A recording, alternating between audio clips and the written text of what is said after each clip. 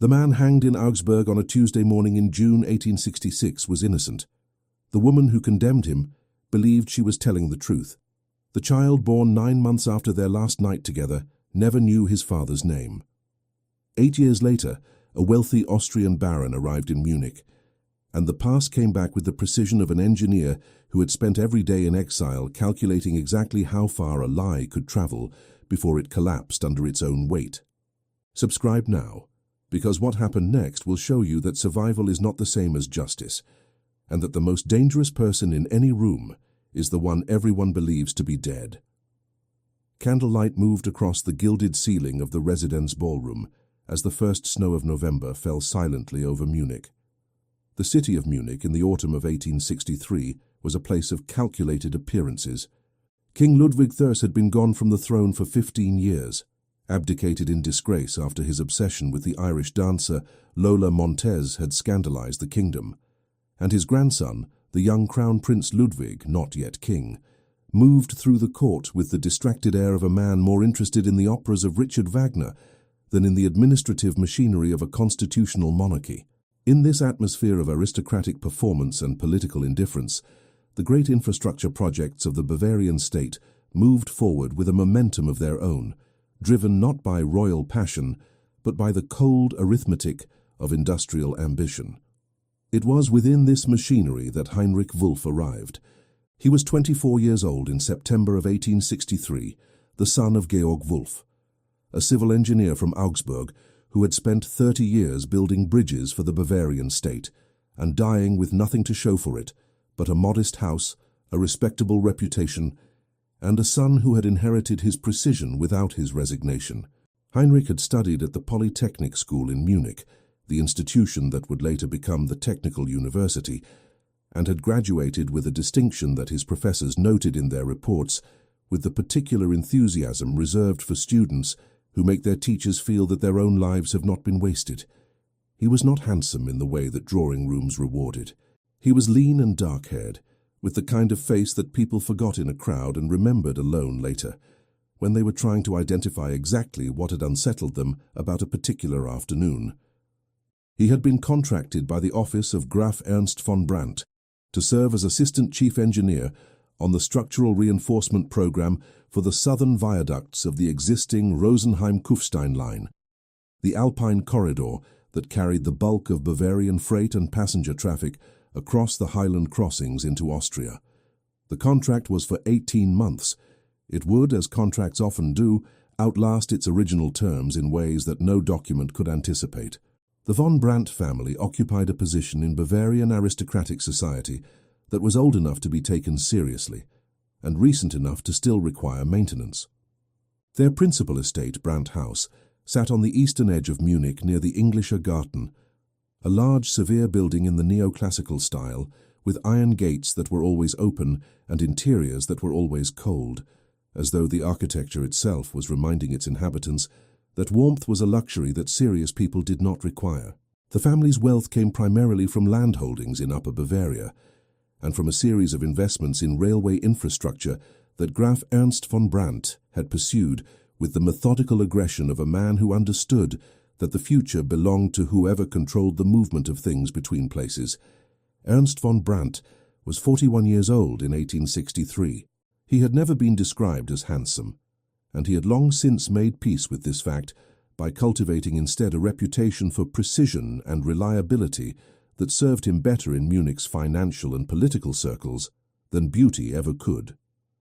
He was a Graf, a count, of the lower Bavarian nobility, a Niederer Adel family with a coat of arms, a documented lineage extending to the early 17th century, and the particular social confidence of a man who had never been required to explain himself to anyone he considered his equal.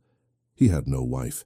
He had, at various points, several women whom he visited with the discretion of a man who regarded desire as a minor administrative problem to be managed rather than a force to be reckoned with. Heinrich met him twice before the project began, once in a formal meeting at the von Brandt offices on Maximilianstrasse, and once at the construction site south of the city, where Ernst arrived unannounced in a black carriage and walked the perimeter of the projected route with his hands behind his back, asking questions that revealed a knowledge of engineering principles unusual in a man of his class. Heinrich answered them directly, and without the deference that Ernst's other employees typically performed. Ernst noticed this. He said nothing about it, but he looked at the young engineer for a moment longer than necessary before climbing back into his carriage, and something shifted in his expression that Heinrich later would identify as the first sign of a danger he had failed to read correctly. Ilse arrived in Munich in October of 1863, 3 weeks after Heinrich had begun work on the railway project. She was the daughter of Graf Ernst's deceased cousin, a branch of the von Brandt family that had settled in Vienna 2 generations earlier and gradually declined in both fortune and social prominence, until only the name remained, carried now by a 19-year-old girl whose father had died of tuberculosis the previous spring and whose mother had died years before that. She came to Munich at Ernst's invitation, an invitation that was framed in the letter he sent to her Viennese guardian as an act of family generosity, and that was, in the calculations of a man like Ernst, something considerably more structured than generosity.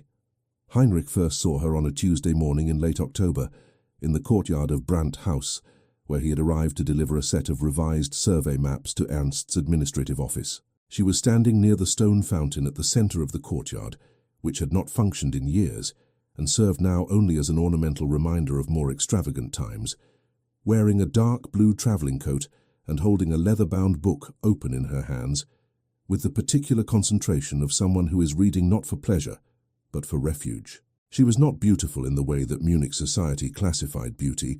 She lacked the particular blondness and deliberate softness that the ballrooms rewarded, but she had a quality of attention in her face that made the space around her feel more precisely defined, as though she were the fixed point from which the surrounding world was measured. She looked up when she heard his footsteps on the cobblestones. He stopped, because the plans he was carrying were large and unwieldy, and he had been watching where he walked, and stopping was the only alternative to colliding with the fountain. "You are looking at the fountain," she said in German, with a Viennese inflection that made the words sound slightly more formal than they were. "I was trying not to walk into it," he said. "Most people who come to this courtyard walk around the fountain without noticing it at all," she said. "You are the first person I have seen almost walk into it. I was distracted. By the survey maps?" He looked down at the rolled documents under his arm, then back at her. "Yes." "Are they for the railway?" "They are." She closed her book. He noticed it was a volume of Schiller, which surprised him, though he could not have said precisely why, and looked at the maps with an expression of genuine curiosity that he had not expected. "My father was an engineer," she said, "before he became too ill to work. He used to bring plans home and spread them on the dining table. My mother complained that there was never room for dinner. He said that was what chairs were for." Heinrich said nothing for a moment. Then, "He was right." She smiled. It was not a society smile. It did not perform anything.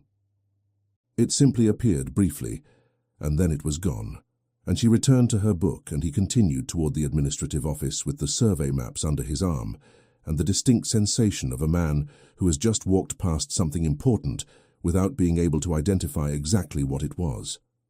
He saw her 4 more times before the end of October, twice in the courtyard, once at a brief administrative meeting to which she had been inexplicably invited and at which she said nothing but watched everything, and once in the library of Brandt House, where he had been sent to retrieve a document, and found her at the large table with 3 books open simultaneously and a 4th in her hand.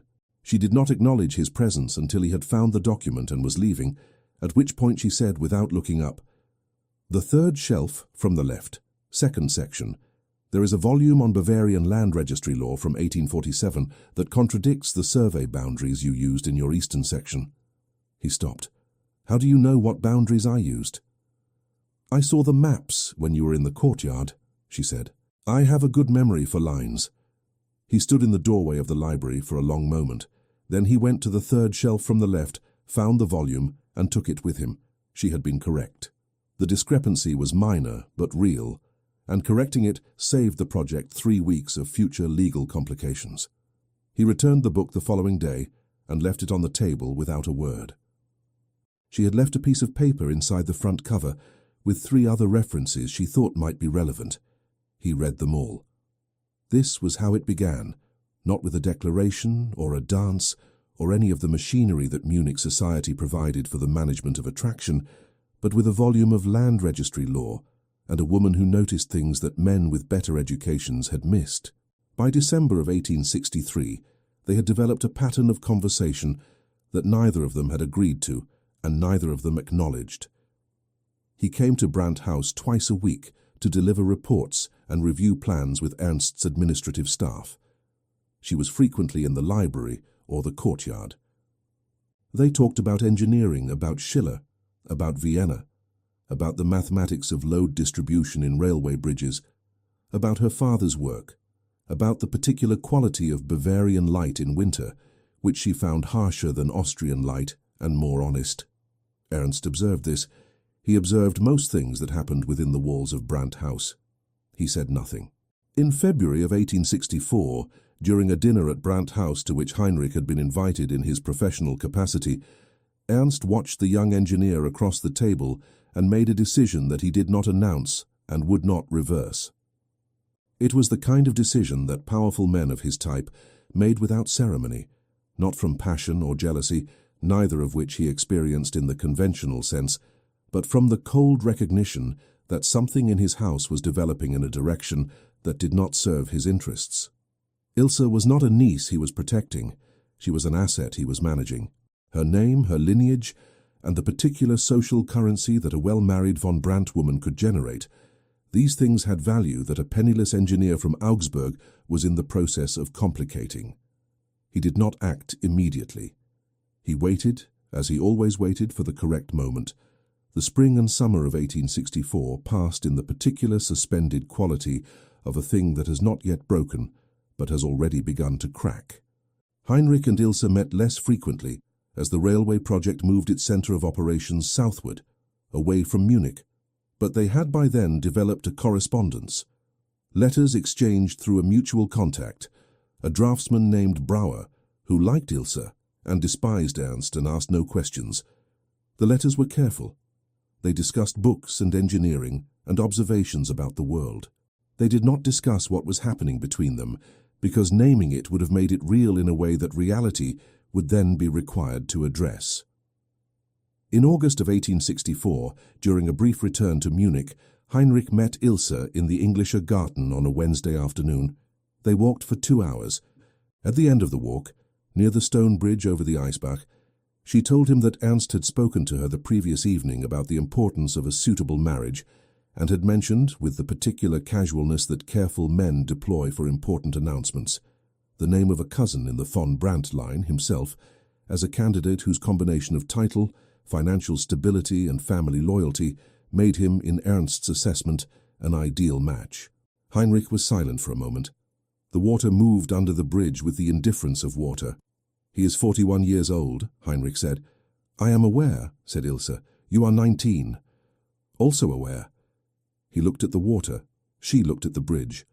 Neither of them said the thing that the moment required, because saying it would have meant acknowledging that it could not be answered, that a young engineer without title or land or family connections had no mechanism within the Bavarian aristocratic system of 1864 by which to make a counter-proposal that anyone with authority would be required to consider. "I will speak to him," Heinrich said. "Do not," said Ilse, with a firmness that surprised him. "It will make things worse for you. He is not a man who receives opposition well." They parted at the edge of the park. He watched her walk back toward Brandt House until she disappeared around a corner, and then he stood for a long time on the bridge, watching the water and doing the mathematics of an equation that had no solution he could reach. Ernst informed Heinrich in September of 1864 that his contract would not be renewed beyond its original 18-month term, and that the southern section of the railway, the section Heinrich had designed and supervised, would be completed under different management. The reasons given were administrative. Heinrich recognized them as something else entirely. He left the meeting and went directly to find Brauer, the draftsman. He dictated a letter. Brauer delivered it. The reply came the following morning, written in Ilse's precise architectural handwriting. "It is already decided. My guardian in Vienna has agreed. The date is set for March. I cannot ask you to wait for a future that neither of us can see from here. But I want you to know that I am not choosing this. I am being placed into it as one places a piece into a position on a board. Please do not think of me as someone who chose." He read the letter 3 times. Then he folded it carefully and put it in the inside pocket of his coat close to his chest, where it remained for the next 2 years until the night before his arrest, when he burned it in the fireplace of his room in Augsburg, along with everything else he had that connected him to her name. The wedding of Ilse von Brandt and Graf Ernst von Brandt took place in Munich in March of 1865, in the Theatin Church on Odeonsplatz, with the cold precision of an event that had been organized not as a celebration, but as a legal transaction performed in a sacred space. The guests were numerous, and the flowers were white, and the bride moved through the ceremony with the stillness of a woman who has made a private decision to survive whatever is required of her. Heinrich was not there. He had by then taken a position with a different engineering firm, working on drainage infrastructure in the northern districts of the city. Smaller work, less prestigious, but sufficient to occupy his hands and a portion of his mind. He spent the morning of Ilse's wedding reviewing drainage schematics in a basement office on Schwabing, and he did not permit himself to think about what was happening 3 kilometers south of where he sat until the evening, when he walked home along the Isar River in the dark and allowed himself, for exactly the duration of that walk and no longer, to think about everything he was losing. 3 months later, in June of 1865, Ilse discovered she was pregnant. The child had been conceived in the last week of February, in the final days before her wedding. Days that Heinrich had returned to Munich on professional business, and during which he and Ilse had met once privately in the library of Brandt House, in a reunion that neither of them had planned and both of them had needed, and that they had never afterwards spoken of to anyone. The child was born in December of 1865. Ernst von Brandt registered him as Karl von Brandt, his legitimate heir, without comment or complication. Ilse held her son for the first time in the cold winter light of the Brandt house bedroom and understood with perfect clarity that she would spend the rest of her life carrying a secret that she could not share, could not explain and could not put down. She named him Karl because it was the name Ernst had chosen. She looked at the child's dark hair and his precise, watchful eyes, already at hours old, possessing something of that quality of attention that she had recognized 8 months earlier in a courtyard in autumn, and she committed to memory every detail of his face because she was already preparing for a future in which the truth would require everything she had. The section of railway line between Rosenheim and the Austrian border had been completed in the autumn of 1865 under the supervision of a chief engineer named Gottfried Haas, a competent man, methodical and unimaginative, who had replaced Heinrich on the project and who had, in the 14 months since taking over, implemented none of the structural reinforcements that Heinrich had recommended in his original design reports, and several of which he had flagged in writing, as critical to the integrity of the southern viaduct crossing the Mangfall Valley. These recommendations existed in a folder in the administrative offices of the von Brandt Railway Management Company on Maximilianstrasse in Munich. They were dated September 1864 and bore Heinrich's signature and seal. They had been reviewed, stamped as received, and then placed in a filing cabinet where they remained untouched for 16 months. On the 14th of February 1866, at approximately 6:30 in the morning, the southern viaduct collapsed. 4 workers died. 2 others were pulled from the wreckage with injuries that would leave them permanently disabled. The section of track destroyed represented 3 months of construction and a financial loss that Ernst von Brandt, sitting at his desk in Munich when the telegram arrived, calculated in under 2 minutes as significant but manageable, provided that the question of responsibility was answered quickly and answered correctly. He had 48 hours before the Bavarian State Engineering Authority would begin its formal investigation. He used them well. Heinrich was arrested on the 16th of February 1866 at 7 o'clock in the morning, at his lodgings on Annestrasse in Augsburg. He had returned to Augsburg the previous autumn, after his contract in Munich had ended, to work for a regional construction firm that built municipal water systems and small road bridges, the unglamorous infrastructure of ordinary life that kept cities functioning without anyone noticing. He lived in 2 rented rooms on the 2nd floor of a building owned by a widow named Frau Huber, who provided breakfast on weekdays and asked no questions about the hours he kept.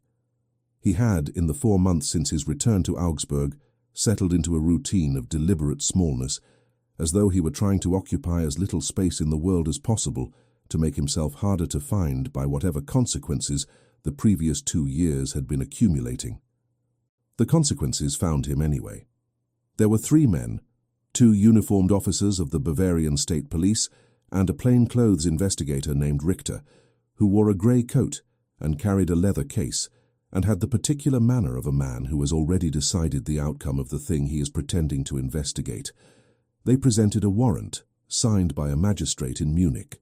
They told Heinrich he was being detained in connection with the structural failure of the Mangfall viaduct and the deaths of 4 workers. They gave him time to dress and nothing else. Frau Huber stood in the hallway in her nightgown and watched him go with an expression that was equal parts sympathy and the practical concern of a woman calculating whether February's rent had already been paid. It had. Heinrich had always paid promptly. He was taken by carriage to Munich, processed at the state police offices near the Marienplatz, and placed in a holding cell that smelled of damp stone and the previous occupant's fear. He asked to see a lawyer. He was told one would be appointed. He asked what evidence existed against him. He was told that information would be provided at the appropriate time. He sat on the wooden bench in the cell and pressed his back against the wall and breathed very carefully, because breathing carefully was the only thing he could control, and he had already understood, with the precision that was both his greatest professional skill and, in this moment, his most merciless personal quality, that what was happening to him had not begun 16 months ago, when Gottfried Haas had ignored his recommendations. It had begun 14 months before that, in a dinner at Brandt House, when Ernst von Brandt had looked at him across the table and made a decision. He spent the first night in the cell working through the mathematics of it. By morning he had the shape of it clearly in his mind. The question that remained, the variable he could not yet calculate, was how far Ernst had prepared to take it. He received his answer 6 days later, when the formal charges were read to him in the presence of the appointed lawyer, a young man named Faber who was earnest and overwhelmed, and who looked at the documents with an expression of genuine alarm that told Heinrich, more clearly than anything Faber actually said, that the evidence had been constructed by someone who knew exactly what they were doing. The charge was criminal negligence resulting in death, specifically that Heinrich Wolff, in his capacity as assistant chief engineer on the Mangfall viaduct section, had deliberately altered the structural load calculations in the original design documents, reducing the specified reinforcement requirements in the foundation, supports to a degree that rendered the structure unsafe under standard operational stress. The falsified documents bore his signature. The handwriting on the alterations had been assessed by a graphologist engaged by the state prosecution as consistent with his own. Faber laid the documents on the table between them in the consultation room and watched Heinrich examine them. Heinrich looked at them for a long time without speaking. His original calculations were there, his actual work, which he recognized with the particular intimacy of someone confronting their own handwriting. And beside them, in the critical sections relating to the foundation specifications, were alterations that he had not made. The handwriting was close, it was not perfect, but it was close enough that a graphologist who had been engaged by the prosecution rather than the defense would find it consistent. Who prepared the graphological assessment? Heinrich asked. Faber checked his notes. A Professor Lindemann from the University of Munich. Engaged by whom? Faber hesitated. The state prosecution. On whose recommendation? Faber did not answer, which was itself an answer. Heinrich set the documents down carefully. There are recommendation reports, he said. Dated September 1864. I submitted them to the von Brandt Administrative Office before my contract ended. They document the structural deficiencies I identified in the foundation design and specify the reinforcements required. If those reports exist in the filing records, they demonstrate that I flagged these problems, that I was trying to prevent exactly what happened, not cause it. Faber wrote this down with the concentrated focus of a young man trying to be useful in a situation that was becoming larger than his experience. "I will request access to the von Brandt administrative records," he said. The records, when Faber formally requested them 3 weeks later, were found to be incomplete. The filing cabinet containing project documentation from 1863 to 1865 had been reviewed by von Brandt company staff following the collapse as part of their own internal assessment. Several folders had been removed for that review. The folder containing Heinrich's September 1864 recommendations was not among those returned. It had, a von Brandt administrative clerk testified in the subsequent proceedings, been misplaced during the review process. These things happened. Paper was fragile. Offices were busy. No inference of deliberate removal could be drawn from what was, regrettably, an administrative oversight. The trial was scheduled for May of 1866 in the Augsburg Criminal Court, a building of neoclassical severity on Fuggerstrasse, whose high ceilings and stone floors created an acoustic effect in which every word spoken carried with a clarity that felt, to those being judged within it, like an additional form of punishment. Heinrich spent the weeks between his arrest and the trial in a cell in the Augsburg detention facility, reading whatever Faber could bring him, and thinking with the sustained concentration of a man who has nothing else to do with his mind. He built the case for his own defense in his head, with the same methodical precision he applied to structural engineering, identifying the load-bearing elements, the points of weakness, the places where the construction might fail. The problem, which he identified clearly and quickly, and then continued to examine from every angle hoping to find a different answer, was that the most critical load-bearing element of his defense was the missing folder, and the missing folder was gone.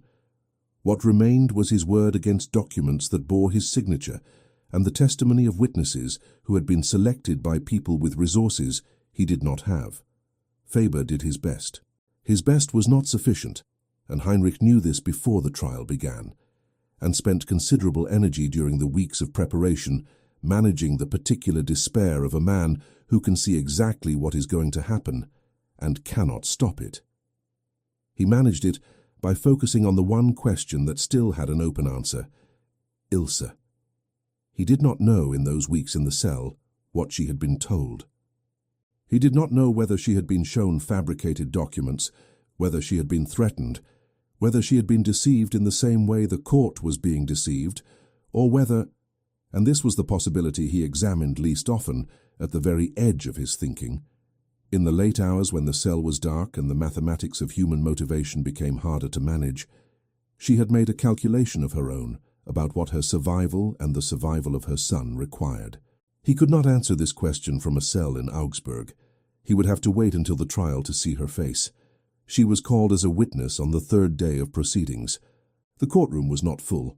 This was not a case that had attracted significant public attention, because the workers who had died were not people whose deaths the newspapers covered at length, and because the financial and social dimensions of the case were presented in the prosecution's framing as secondary to the straightforward question of an engineer's criminal negligence.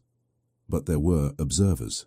There were always observers at a criminal trial in a provincial city, people who came for the theatre of it, for the particular satisfaction of watching the machinery of justice perform its function in a room designed to make that function feel inevitable.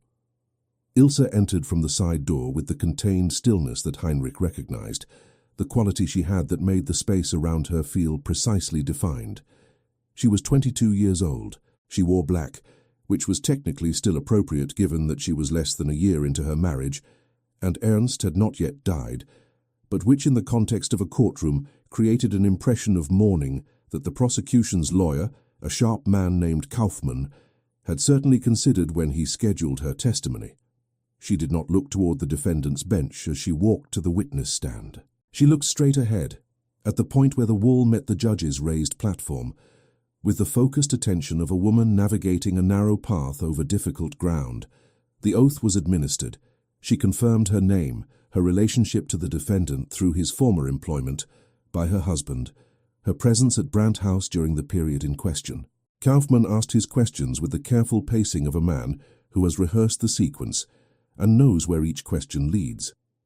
He established that she had been present at Brandt House during 1863 and 1864, that she had had occasion to observe Heinrich in his professional capacity, that she had had access to the working spaces where project documents were reviewed. Then he asked the question that mattered. "Frau Gräfin von Brandt," he said, with the particular respectful formality that the German legal system extended to titled witnesses. "On the evening of the 14th of September, 1864, the final week of the defendant's engagement with the von Brandt railway project, did you observe the defendant in the administrative office of Brandt House?" A pause, very small. No one in the room would have marked it except Heinrich, who was watching her with the concentrated attention of a man who has nothing else left to read. "Yes," she said, "and can you describe what you observed?" Another pause, the same length as the first. "He was at the filing cabinet," she said, "the one containing the project documentation. He had a folder open on the desk beside him. He appeared to be—" She stopped, reformulated. "He was making notations on documents in the folder." The courtroom was very quiet. "You are certain of what you observed?" Kaufmann asked. "I am certain of what I saw," Ilse said. Heinrich looked at her for the entirety of her testimony. She did not look back at him once. What Heinrich did not know, what he could not know from the defendant's bench in that courtroom, was what had happened to Ilse in the 48 hours before she was called to testify. Ernst had come to her on a Sunday evening, 3 days before the trial. He had sat in the chair across from her in the upstairs sitting room of Brandt House, the room where she spent her evenings reading, where Karl's cradle had stood for the first months of his life, where she had come to feel something approaching safety in the smallness of her domestic world. He had placed a folder on the table between them. He had told her to read it before he explained anything. The folder contained 3 documents. The first was a set of design notes in Heinrich's handwriting, or what appeared to be his handwriting, with specific alterations to the load calculations that the prosecution was citing as evidence of criminal negligence. The second was a letter, also apparently in Heinrich's hand, addressed to a contractor in Rosenheim, discussing the possibility of using substandard materials in the foundation supports in exchange for a financial arrangement. The third was a certified copy of Karl's birth registration. Ernst had let her look at the third document for a long moment before he spoke.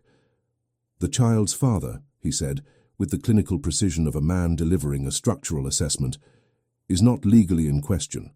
Karl is registered as my son and heir. That registration cannot be challenged while I am alive, and choose not to challenge it."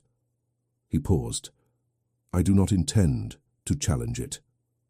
Ilse had not moved. "What I am asking of you," Ernst continued, "is very simple. You were at Brandt House that September. You were in the vicinity of the administrative office. You will be asked what you observed. You will answer that question truthfully." He closed the folder. "I'm not asking you to lie. I am asking you to remember correctly." She had looked at him for a long time. She had looked at the folder. She had thought about Karl asleep in the nursery 2 floors above them, with his dark hair and his watchful eyes. She had believed the documents were real. Ernst had been very careful to ensure that she believed the documents were real. He had shown them to her not as fabrications but as evidence, as the thing that explained why Heinrich had been arrested, why the charges existed, why the legal process had reached the point it had reached. He had given her no reason to doubt them, and every reason to trust them, because he had known with the precise understanding of a man who had studied her carefully for 2 years that Ilse von Brandt would not lie to protect a guilty man. She would only tell the truth as she understood it, so he had constructed the truth she would understand. She climbed the stairs to Karl's nursery after Ernst left the room. She stood over the cradle for a long time in the dark, listening to the small sounds of her son's breathing, and she told herself that what she had seen in that September evening, a figure at the filing cabinet, a folder open on the desk, was real. She had seen it. She had. The documents confirmed what she had seen. She was not doing anything wrong. She was remembering correctly. She told herself this until she believed it. She believed it when she walked into the courtroom 3 days later. She believed it when she answered Kaufmann's questions. She believed it when she confirmed what she had observed. She did not look at Heinrich because she did not need to. She knew what she had seen. The verdict was delivered on the 28th of May, 1866, guilty of criminal negligence resulting in death. Sentenced to death by hanging, to be carried out at the Augsburg detention facility on the 17th of June, 1866. Heinrich heard the sentence read with the stillness of a man who had spent 4 months preparing for a specific outcome and finds, when it arrives, that preparation does not actually diminish the weight of the thing itself. Faber, beside him, went pale and began immediately to speak about appeals, about procedural grounds, about the possibility of a petition to the Court of Review. Heinrich listened to him with the partial attention of someone listening to music in a language they do not speak, aware of the sound, unable to reach the meaning. He was returned to his cell. He sat on the wooden bench. He pressed his back against the wall. He breathed carefully, because it was still the only thing he could control, and he intended to control it for as long as it remained available to him. He thought about the viaduct. He thought about the 4 men who had died in it, whose names he had learned from the court documents: Josef Meyer, 31, Franz Bauer, 44, Wilhelm Schreiner, 27, Anton Huber, 38, and whom he thought about with the particular weight of someone who had tried to prevent their deaths and had been convicted of causing them. He thought about Karl, whom he had never held, and whose existence he had understood from the shape of Ilse's pregnancy at the trial, visible under the black dress that Kaufmann had certainly considered. He thought about the missing folder and the graphologist's report and the letter to the Rosenheim contractor that he had never written. And then, on the 22nd of June, 5 days after his scheduled execution, he thought about none of these things, because on the 17th of June he had been hanged in the courtyard of the Augsburg detention facility, and he was dead, except that he was not. Tobias Frenk had been the official executioner of Augsburg for 19 years. He was a large, quiet man who performed his function with the professional detachment of someone who has made a private peace with the nature of his work, and who was, beneath the professional detachment, a Catholic of genuine conviction who carried the weight of every execution in a ledger that he kept not on paper but somewhere behind his sternum, in a place that no amount of professional detachment could quite reach. He had known Georg Wolf, Heinrich's father, for 11 years. Georg had lent Frenk money in 1855 when Frenk's daughter Margaret had contracted a fever that required a specialist from Munich and treatments that Frenk could not afford on a state executioner's salary. Georg had asked for nothing in return. Margaret had recovered. Georg had died in 1861, before Heinrich's trouble began, and had never mentioned the debt to his son because Georg Wolf had been the kind of man who gave money to people who needed it and then forgot about it on principle. Frenk had not forgotten. He had learned of Heinrich's arrest in February through the ordinary channels by which a state executioner receives advance information about his future professional obligations. He had followed the trial. He had read the verdict. He had sat for 3 evenings in his kitchen, after his wife and daughter were asleep, and worked through what his options were, in the way that a man of limited power works through the options available to him, which is to say, finding very few and examining each of those few with great care. He could not save Heinrich publicly. He had no standing in the legal proceedings and no evidence that would have been admitted even if he had. He could not refuse to perform the execution without losing his position and potentially facing charges of his own. He could not speak to anyone in the court or the police apparatus without the information returning, through the networks that connected such institutions, to the man who had arranged the conviction. What he could do was very small and very precise. He had learned over 19 years the pharmacological properties of belladonna, specifically the dosage range at which the alkaloids produced a state of cardiovascular suppression deep enough to be mistaken for death by a physician performing a cursory examination, and the recovery time at which a patient would regain consciousness if no further intervention occurred. He had never used this knowledge for any purpose. He had carried it for years as a form of theoretical refuge, the way a man who cannot swim learns the location of the nearest rope. He prepared the solution on the evening of the 16th of June. He administered it in Heinrich's water the following morning, 2 hours before the scheduled execution, through a mechanism that required the cooperation of exactly one other person, a guard named Otto Brenner, who owed Frenk a debt of a different kind and who asked no questions and received a sum of money and a look that communicated clearly that the transaction was not to be discussed, now or subsequently, with anyone. The rope was adjusted. The drop was calculated. The physician who certified the death was a man named Dr. Schaefer, who had been performing post-execution examinations at Augsburg for 12 years and who approached each one with the thoroughness of a man doing a job he has done many times and sees no reason to treat as unusual. Heinrich's heart stopped for 8 minutes. Dr. Schaefer examined him at the 11-minute mark, found no pulse, noted the standard signs of death by asphyxiation, signed the certificate, and left. A cart arrived 20 minutes later to collect the body for transfer to the municipal burial ground. The driver was a man named Kaspar, who worked for the undertaker and who had been told by Frank, with cash and very clear instructions, that the body was to be driven to a specific barn outside the city walls, and that what happened after the body arrived at the barn was not Kaspar's concern or his business. Heinrich woke in the back of the cart, under a canvas with the mark of the rope at his throat and the particular sensation of a man who has come back from a place that has no name and found the world still present, still cold, still requiring him to breathe. He breathed. He breathed for a long time, very carefully, in the dark under the canvas, while the cart moved through the streets of Augsburg toward the city walls.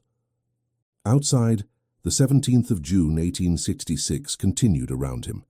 Market stalls opening, church bells marking the morning hour, children running on cobblestones, the ordinary machinery of a city that had just executed a man and moved on, as cities do, without ceremony. The barn was 3 kilometers outside the southern walls of Augsburg, on a dirt road that ran between 2 fields of winter wheat and arrived eventually at nothing in particular.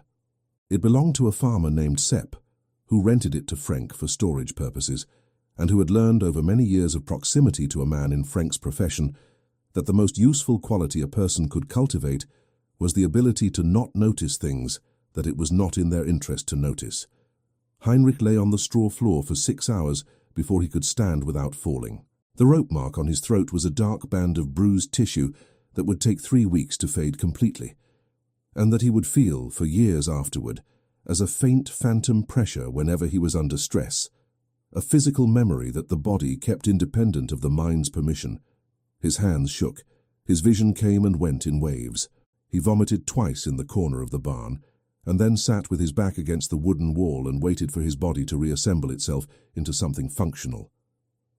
Frank had left provisions in the barn, a canvas bag containing bread, dried meat, a small wheel of cheese, a flask of water, a flask of schnapps, a wool blanket, and a leather document case.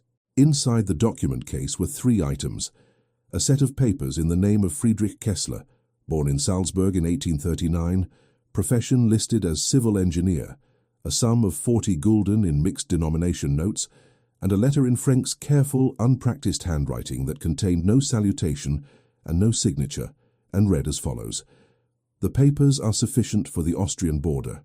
Do not cross into Bavaria again. The debt to your father is paid. God keep you." Heinrich read the letter twice. Then he folded it and placed it in the inside pocket of the coat that Frank had left hanging on a nail by the door. A plain, dark coat, worn but clean, without identifying features. He put on the coat. He picked up the canvas bag. He left the barn in the early fields of June, in the direction of the Austrian border, moving through the pre-dawn dark with the careful deliberateness of a man who has just been given back something that had been taken from him and is not yet certain what to do with the gift. He did not look back toward Augsburg. He would not look back for 8 years. The Austrian border crossing at Kiefersfelden was a modest affair in June of 1866. A stone building, 2 customs officers, a log across the road that lifted and lowered on a counterweight mechanism. Heinrich arrived on foot in the early evening of the 18th of June, having walked most of the previous 30 hours, with 2 short periods of sleep in a drainage ditch and a roadside chapel. He presented the Friedrich Kessler papers with the calm of a man who has decided that fear is a luxury he can no longer afford, and the customs officer examined them with the bored efficiency of a man who processes 20 pedestrian crossings a day and finds all of them identical. He was waved through. He stood on the Austrian side of the border in the June dark and took a breath that was different from all the breaths he had taken in the previous 30 hours, though he could not have explained precisely why. He walked to Kufstein, 3 kilometers south, and found a lodging house near the railway station. He paid for 2 nights with a portion of Frank's 40 gulden. He slept for 14 hours. When he woke, he lay in the narrow bed in the low-ceilinged room and looked at the water stain on the plaster above him, and allowed himself, for the first and last time, to do the accounting of what he had lost. His name, his work, his reputation, the 4 workers who had died in a viaduct whose failure he had tried to prevent, the woman he had loved in the specific, unretrievable way that a young man loves for the first time, completely, without strategy, without the protective distance that experience eventually teaches. The child he had not known existed until he had seen Ilse in the courtroom and understood, from the shape of what he saw, the mathematics of a timeline that led with terrible precision back to the last night they had spent together. He lay with all of this for the full duration of the morning. Then he rose, washed his face in the basin, ate the remaining bread from the canvas bag, and went to the railway station to inquire about the next train to Innsbruck. He reached Trieste in late June of 1866, travelling south through the Austrian Empire on a combination of railways and hired carts, moving with the instinctive directional logic of a man whose only certain knowledge was that he needed distance. Trieste suited this purpose precisely. It was a port city, the primary maritime outlet of the Austrian Empire, a place of perpetual transit where origins were neither required nor interesting, where a man with reasonable skills and no verifiable history could find work among the layers of commerce and construction that the city's commercial ambitions continuously generated. He arrived with 11 gulden, a false name, and an engineering education that he could demonstrate through practical application, even without documentation. He found lodgings in a boarding house near the port, run by a Croatian woman named Marta, who charged reasonable rates and enforced a strict rule against noise after 9 in the evening, which Heinrich had no difficulty observing. He found work within a week, not engineering work, not yet, but physical labor on the expansion of the port's eastern cargo terminal, which was being enlarged to accommodate the growing volume of trade that the Suez Canal's imminent completion was expected to generate. He carried stone, he mixed mortar, he dug foundations, he worked with the concentrated physical energy of a man who needs his body to be too tired to permit his mind to operate without supervision. After 3 weeks, the site foreman, a heavy-set Slovenian named Kovac, who had spent 20 years building things in 6 different countries and could identify competence at 50 meters, noticed that the new laborer was reading the structural blueprints during his lunch break. "You understand those?" Kovac asked in the mixture of German and Italian that served as the lingua franca of the Trieste construction sites. "Yes," Heinrich said. "What do you see that's wrong with them?" Heinrich pointed to 3 locations on the Eastern Terminal Foundation Plan where the load distribution calculations were inconsistent with the soil composition reports that were attached to the same document set. Kovac looked at the locations. He looked at Heinrich. He asked 3 technical questions that grew progressively more specific. Heinrich answered all 3 correctly and without hesitation. The following Monday, Heinrich began work as assistant site engineer on the Eastern Terminal project, at a salary 3 times what he had been earning as a laborer. Kovac asked no questions about his papers or his history. In Kovac's experience, the question of where a man had come from was considerably less interesting than the question of what he could build. He lived in Trieste for 2 years and 7 months. They were years of deliberate construction, not of buildings, though he built those too, but of the person he was becoming, layer by careful layer, like a foundation being laid in difficult soil. Friedrich Kessler took shape slowly and with intention. He was quieter than Heinrich Wolff had been, more contained. He had learned in the courtroom in Augsburg and in the barn outside the city walls and in the weeks of walking south through Bavaria and Austria, that transparency was a vulnerability he could not afford, and he had built his new self around a core of controlled opacity that the people who worked with him interpreted as professional seriousness, and that was, in fact, something considerably more complicated. He was good at his work. This was not a strategic decision. It was simply the continuation of what he had always been, The one quality that required no performance and no maintenance, the thing that remained constant across the discontinuity of his identity. He designed terminal structures, warehouse foundations, seawall reinforcements. He calculated load tolerances for cargo equipment that would not be invented for another decade, but that the terminal planners were already accounting for in their forward projections. He worked long hours and spent his evenings in the small room he rented from Marta, reading engineering journals and occasionally German newspapers that arrived at the Trieste reading room 2 weeks late. He read about Munich with the particular attention of a man reading about a country he has been exiled from, looking for specific information among the general current of events, alert to names and developments that would be invisible to a general reader, but that carried specific weight for someone tracking a particular story from a distance. He read about the von Brandt Railway Company's continued expansion in Upper Bavaria. He read about the political developments following Bavaria's defeat, alongside Austria, in the Austro-Prussian War of 1866, a war that had been declared, fought, and concluded in the 7 weeks between his execution and his arrival in Trieste, while he had been walking south through fields and crossing border posts and lying in boarding house beds, listening to his own heartbeat. He read in the autumn of 1867 a brief notice in the social pages of a Munich newspaper that reported the birth of a second child to Graf and Gräfin von Brandt, a daughter named Sophia, who died of fever before her first birthday. He set that paper down and looked at the wall for a long time. He did not read the social pages again.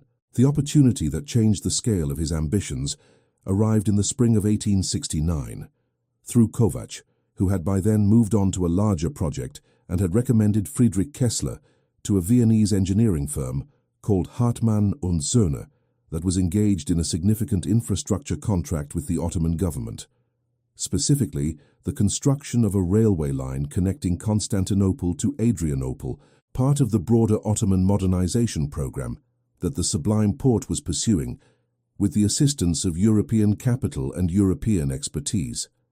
The contract required engineers who could work in difficult conditions, manage large and linguistically diverse labor forces, and maintain structural standards under the particular pressures of a project being conducted at considerable distance from the client's ability to supervise it directly.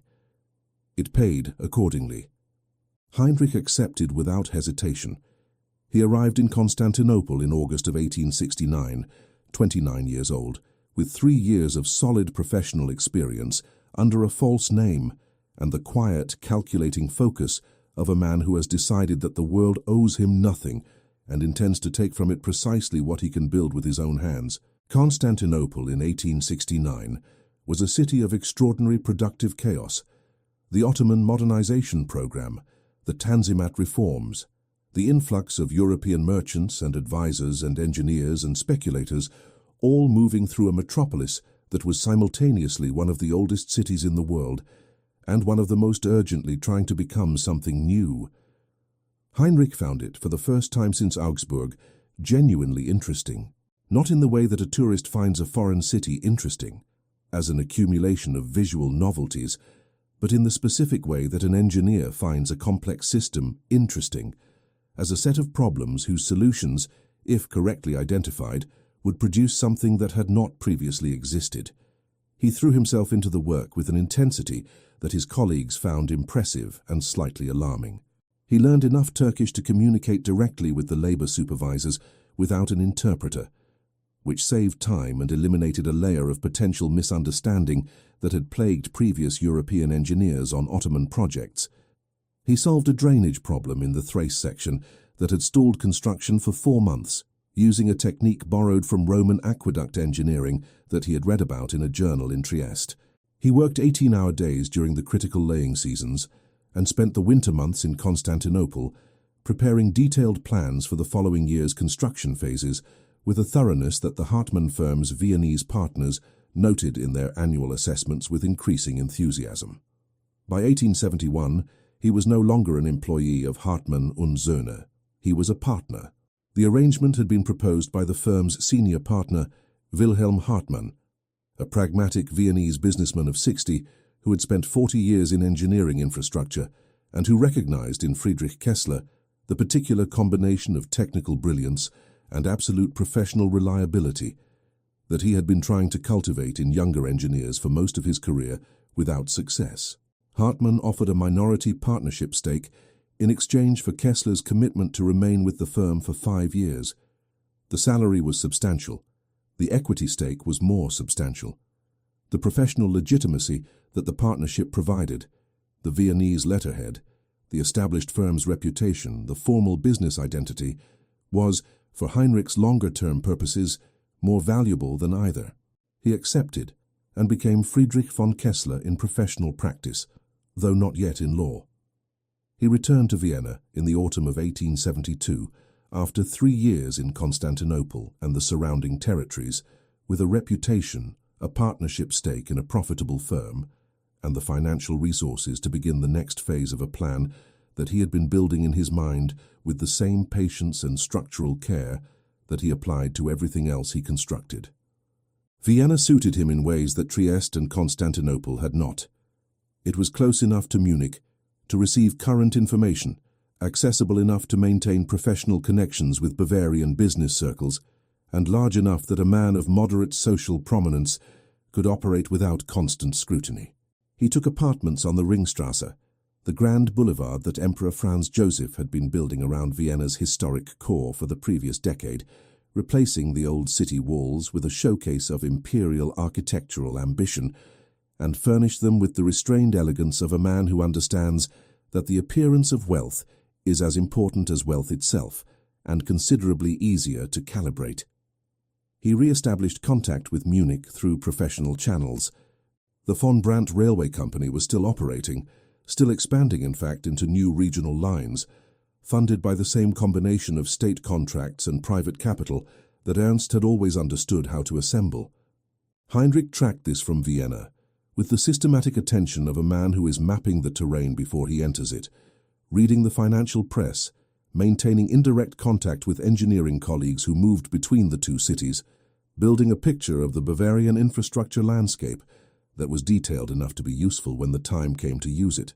He also, through the Viennese professional networks that his partnership with Hartmann provided access to, made discreet inquiries about the von Brandt administrative records, specifically about whether the documentation from the 1863-1865 railway project period had been preserved and where it might currently be held. The answer, which came to him through an indirect chain of contacts over the course of several months, was that the records had been transferred from the Maximilianstrasse offices to a central storage facility maintained by the Bavarian Ministry of Public Works, where they were held as part of the ministry's standard retention of documentation relating to publicly funded infrastructure projects. The ministry retained such records for 20 years. The missing folder, his September 1864 recommendations, was either in that storage facility if it had ever been properly filed after Ernst's administrative review, or it was not. If it was not, the evidence of what Ernst had done existed in a different form. The financial records of the von Brandt Company, which a sufficiently determined legal challenge might be able to access, and which would, if examined carefully, reveal the pattern of expenditure alterations and fund transfers that had preceded and followed the viaduct collapse. Ernst had been careful, but careful men who conduct fraudulent operations over extended periods leave traces, because the nature of a financial deception is that it must continuously interact with real numbers, and real numbers, unlike people, cannot be instructed to forget. Heinrich had time. He had patience. He had resources that were growing. He had a plan that was becoming more detailed with each passing month, as the information he gathered filled in the spaces that had been, in the first years of his exile, still blank. What he did not yet have was a title, and a title, in the Bavarian aristocratic world he needed to re-enter, was the price of admission to the rooms where the relevant decisions were made. The petition for ennoblement was submitted to the Imperial and Royal Chancellery in Vienna in March of 1873. The process of brief edel, the granting of noble status by imperial letters patent, was in the Austrian Empire of the 1870s a well-established mechanism by which men of demonstrated professional merit and financial substance could be elevated into the lower nobility. Emperor Franz Joseph pursued a deliberate policy of refreshing the aristocratic class with men who had built things, created enterprises, served the imperial administrative machinery with distinction: engineers, industrialists, financiers, senior civil servants. The policy reflected both a pragmatic recognition that hereditary nobility alone was insufficient to staff the empire's expanding administrative needs, and a genuine imperial conviction that merit deserved recognition regardless of birth. The Hartmann firm's senior partners provided letters of professional recommendation that documented Friedrich Kessler's engineering accomplishments in specific and impressive terms. The Ottoman government's Ministry of Public Works provided a formal commendation for his contributions to the Constantinople-Adrianople railway project, citing specific technical innovations that had accelerated completion and reduced costs. Wilhelm Hartmann provided a personal letter to a contact in the Chancellery. Not a bribe, nothing so crude, but the kind of senior professional endorsement that moved paperwork through imperial bureaucracy with the efficient lubrication of established reputation. On the 14th of September 1873, 9 years to the day from the date on the recommendation reports that Ernst von Brandt had removed from his filing cabinet, Friedrich Kessler received, by imperial letters patent bearing the seal of Franz Joseph I, Emperor of Austria, King of Hungary, and Sovereign of the Associated Territories, the hereditary title of Freiherr. He was henceforth Friedrich von Kessler, Freiherr, with the right to bear a coat of arms and to transmit his title to legitimate male descendants. He read the document in his apartments on the Ringstrasse, sitting at the desk where he had spent 3 years planning things that a dead man from Augsburg had no right to plan. He folded it carefully. He placed it in the document case that still contained, in its innermost compartment, behind the engineering journals and the business correspondence and the financial statements, a piece of paper in Frank's careful handwriting that he had carried for 7 years, and that said, "The debt to your father is paid. God keep you." He sat for a long time in the autumn light, coming through the Ringstrasse windows, listening to Vienna move around him, carriages on the boulevard, the distant sound of construction on one of the new museum buildings, a woman singing somewhere on an upper floor of the building across the street, a song he did not recognize. Then he rang for his valet, instructed him to begin packing for a journey to Munich, and went to his desk to write a letter to the Hartmann firm's Munich correspondent, notifying him that Freiherr Friedrich von Kessler would be taking up temporary residence in the city for the purpose of exploring new business opportunities in the Bavarian infrastructure market. He sealed the letter. He addressed it. He set it on the silver tray for morning post. Then he went to the window and looked out at the Ringstrasse in the September dusk, the grand boulevard that Franz Joseph had built by tearing down the walls that had surrounded the old city, creating in their place something open and magnificent and visible for kilometers in every direction. And he thought about Munich, and about a woman in a courtroom who had not looked at him, and about a child whose face he had seen for exactly the duration of a trial, and had not forgotten for a single day in the 9 years since. He was 34 years old. He had been dead for 7 years. He had built himself a new name, a new title, a new professional identity, and a fortune that was real and documented and traceable to legitimate work. He had patience and a plan, and the particular focused calm of a man who has spent a long time preparing for something and has arrived at last at the moment when preparation ends and action begins. He also had somewhere beneath all of this something he had not planned for and had not been able to engineer away no matter how carefully he constructed the rest of it, a grief that had never finished its work, and a love that had survived the rope and the cart and the border crossing and the barn and 7 years of deliberate forgetting, with the stubborn, irrational persistence of a structural element that refuses to fail regardless of the loads placed upon it. He did not examine this too closely. He was an engineer. He knew that some materials behaved in ways that calculation could not fully predict, and that the correct response to this was not to ignore it, but to account for it, to build the structure around it, to let it carry what it needed to carry and to see what held. He arrived in Munich on the 3rd of October, 1874. The city received him with the indifference that cities extend to strangers, and the particular quality of autumn light that Ilse had once told him she found harsher than Austrian light and more honest. He stood outside the railway station on the Bahnhofplatz, with his luggage being loaded onto a hired carriage, and he looked at the city that had tried to kill him, and he felt the old mark at his throat, the phantom pressure, faint and precise. And he thought, good. He was going to need to feel it. He was going to need to remember exactly what this city had done, and exactly who had arranged it, and exactly what he had come back to do. The carriage moved through Munich streets toward the apartments he had arranged on Briennerstrasse, and Friedrich von Kessler, Freiherr, engineer, Austrian nobleman, dead man returned, watched the city pass outside the window with the calm, measuring gaze of someone who has spent 8 years building the instrument that is now finally in his hand. The social architecture of Munich in the autumn of 1874 operated according to principles that had not changed substantially in Heinrich's decade of absence, which was one of the things about aristocratic societies that he had counted on when constructing his plan. The same families occupied the same positions. The same events structured the same calendar. The same networks of obligation and reputation and carefully managed information connected the same people to each other in the same configurations of power.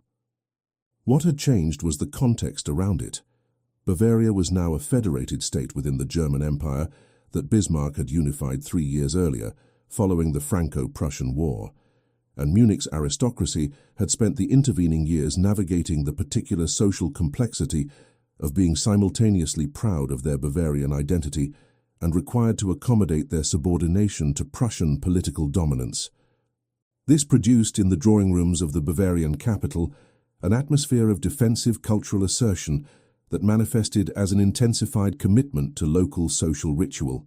The balls, the dinners, the formal visiting hours, the season's calendar of events that affirmed through their very continuity that Munich remained Munich regardless of what Berlin thought about it. Into this atmosphere, Friedrich von Kessler arrived with impeccable timing. He had chosen October deliberately. The autumn social season began in earnest after the October festivals. The city cleared of the temporary visitors that the Oktoberfest attracted and returned to its usual population of permanent residents, who resumed their social obligations with the particular energy of people emerging from an enforced interruption. New arrivals in October were noted and processed by the social machinery with efficiency, because October arrivals had time to establish themselves before the winter season's most important events, and a wealthy Austrian Freiherr with engineering credentials and Viennese connections represented exactly the kind of addition that Munich's upper social circles found useful. He had arranged an introduction through the Hartmann firm's Munich correspondent, a lawyer named Brinkmann, who moved between the city's business and social worlds with the practiced ease of a man whose professional usefulness depended on knowing everyone worth knowing. Brinkmann had arranged for Friedrich von Kessler to be invited to a dinner at the home of Herr and Frau Oldenburg, a banker and his wife who entertained regularly and whose table served as one of the primary mechanisms by which new arrivals of acceptable standing were introduced to the relevant layers of Munich society. Heinrich arrived at the Oldenburg dinner on the 12th of October, 1874, in a carriage from Briennerstrasse, wearing a dark evening coat of Viennese cut that was understated enough to be elegant and expensive enough to be noticed, with the composed, watchful bearing of a man who has rehearsed this entrance in his mind for 8 years and finds the reality of it both more and less dramatic than the rehearsal. The Oldenburg drawing room held 22 people. He knew none of them by face and all of them by name, having spent the previous week reviewing the social register of Munich's upper circles with the systematic attention he applied to site surveys, identifying the key figures, mapping the relationships, understanding the existing tensions and alliances before entering the terrain. He was introduced in sequence to a retired military general, 2 bankers, a state ministry official, 3 women of varying ages and social positions, and a Bavarian Graf whose family name he recognized from the infrastructure contracting networks. He conversed with each of them with the careful calibration of a man who is simultaneously performing a social role and conducting reconnaissance, deploying enough professional substance to be interesting and enough personal reserve to be intriguing, never giving more information than the conversation required. He was very good at this. 8 years of being someone else had made him exceptionally good at this. He did not see her until dinner was announced, and the company moved from the drawing room to the dining room. A procession conducted with the ritual precision that these households maintained as a form of social identity, couples and individuals arranged by rank and relationship, in a specific order, that communicated to those who could read it everything relevant about the relative standing of everyone present. She entered from the far door of the drawing room as the procession was forming, having arrived late. Not rudely late, but the particular 7 minutes late that a woman of established social position could manage without consequence, and that created by her entrance into an already assembled room a brief moment of general attention that she appeared not to notice. Heinrich noticed it. He noticed her. She was 30 years old. She wore dark grey, not mourning, which would have been black, but the particular grey that a widow of 3 years adopted when she had decided, without announcing it, that she was no longer in mourning, but had not yet decided what she was instead. Her hair was darker than he remembered, or perhaps it was the candlelight. She was thinner. There was something in her face that had not been there in 1864 and 1865. Not age exactly, but the specific quality that difficulty produces in a face that has processed it internally rather than externally, a compression around the eyes, a particular set of the mouth, that spoke of years of careful management of things that could not be spoken about. He looked at her for exactly long enough to register her presence, and then looked away, because looking longer would have been noticed, and being noticed looking at the widowed Gräfin von Brandt was not part of the plan for the 12th of October. She was seated at the opposite end of the dinner table. He was seated between Frau Aldenburg and the ministry official's wife in the position that the host had calculated as appropriate for a new arrival of his standing, close enough to the center of the table to signal social acceptance, far enough from the senior guests to signal that acceptance was provisional. He ate his dinner and spoke with the people beside him and kept her at the periphery of his attention throughout the meal with the disciplined control of a man who has learned to be aware of something without appearing to be. She spoke with the guests nearest her.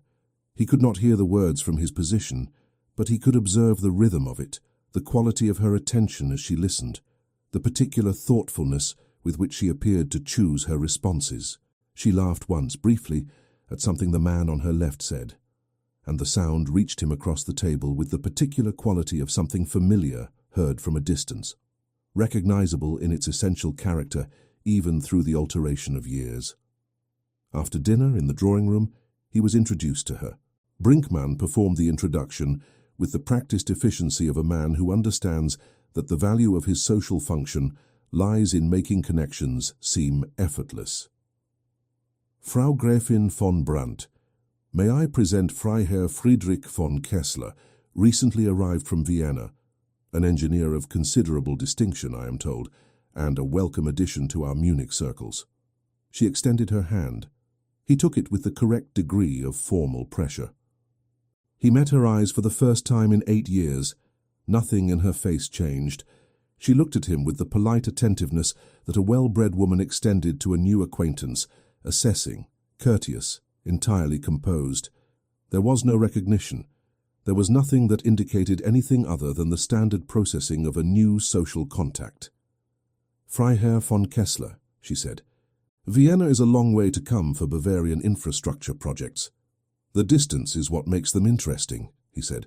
One sees things more clearly from a remove. A small pause. That is either very wise or very convenient, she said. In my experience, he said, the two are not mutually exclusive. She looked at him for a moment with an expression he could not quite classify, the beginning of interest, perhaps, or the beginning of something more cautious. Then Brinkmann was drawing her attention toward another introduction, and the conversation ended with the natural incompletion of all first conversations at dinner parties, carrying the implicit suggestion that it might, at some subsequent occasion, be continued. He watched her move away across the drawing room and felt, beneath the controlled surface of Friedrich von Kessler, the specific and unwelcome sensation of a man who has been planning something for 8 years and has just discovered that the plan did not adequately account for what it would actually feel like to stand 3 feet from the person at its center.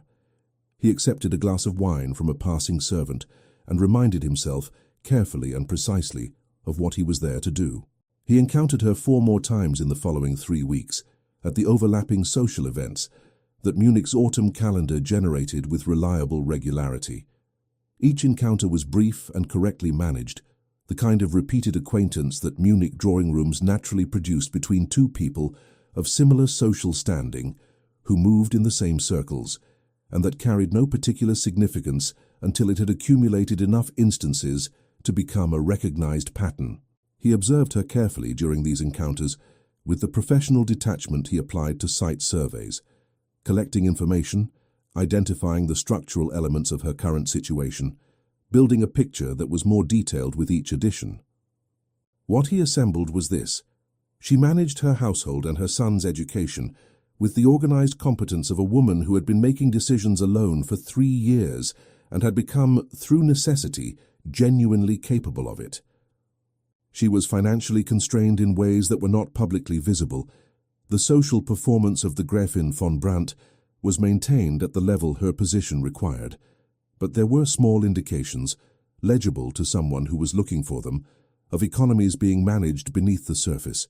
The same evening coat worn to multiple events. The absence of the domestic staff that a household of her former standing would have maintained.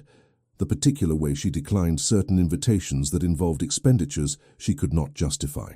The von Brandt estate was, he estimated, running at a deficit that was being sustained through a combination of diminishing savings and what he suspected, from fragments of information gathered through Munich's business networks, were loans secured against the property itself.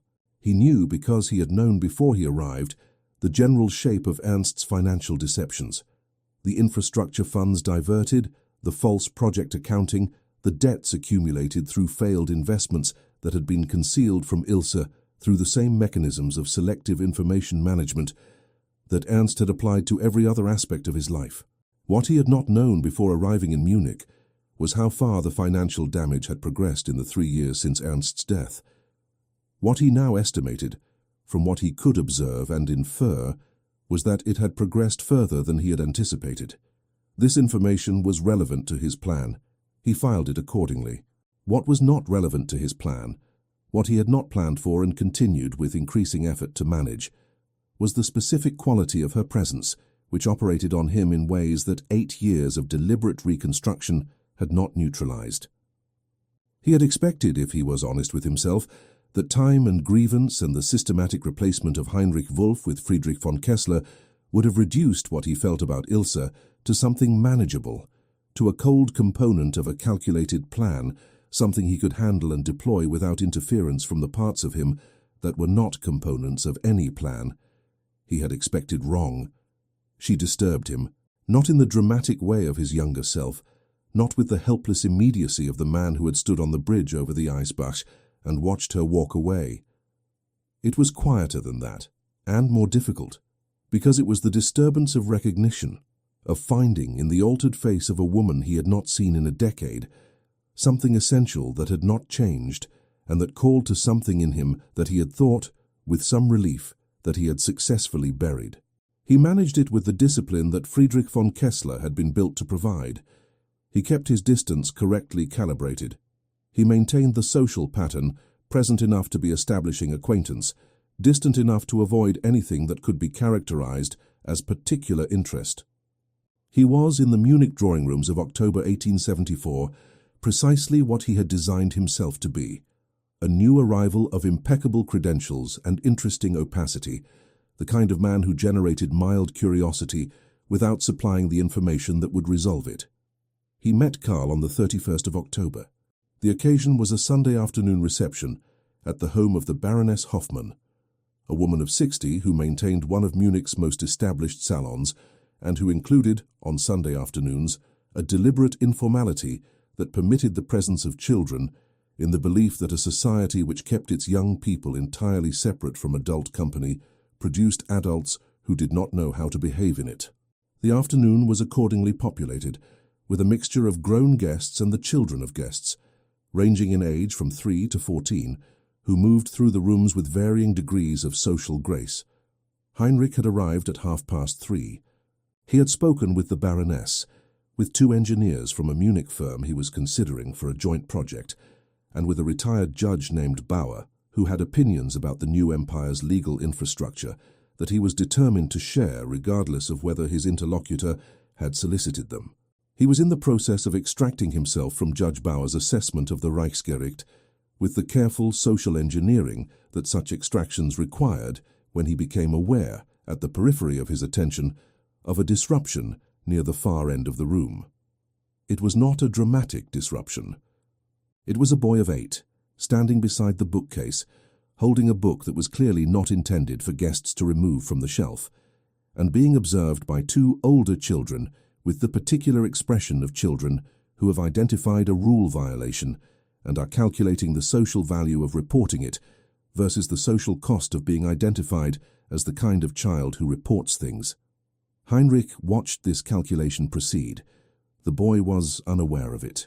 He had the book open and was reading with the complete absorption of someone who has found something genuinely interesting and has temporarily ceased to notice that the world around them continues to exist. The 2 older children reached their conclusion and moved away toward the refreshment table, having decided correctly that the reporting value was insufficient. Heinrich crossed the room. He had not decided to do this. He was aware as he was doing it that he had not decided to do it, and that this was itself information that he should be attending to. He crossed the room anyway, because there was a boy of 8 reading a book about railway engineering in a salon on a Sunday afternoon, and something in Heinrich that had nothing to do with Friedrich von Kessler and nothing to do with the plan would not be instructed to remain where it was.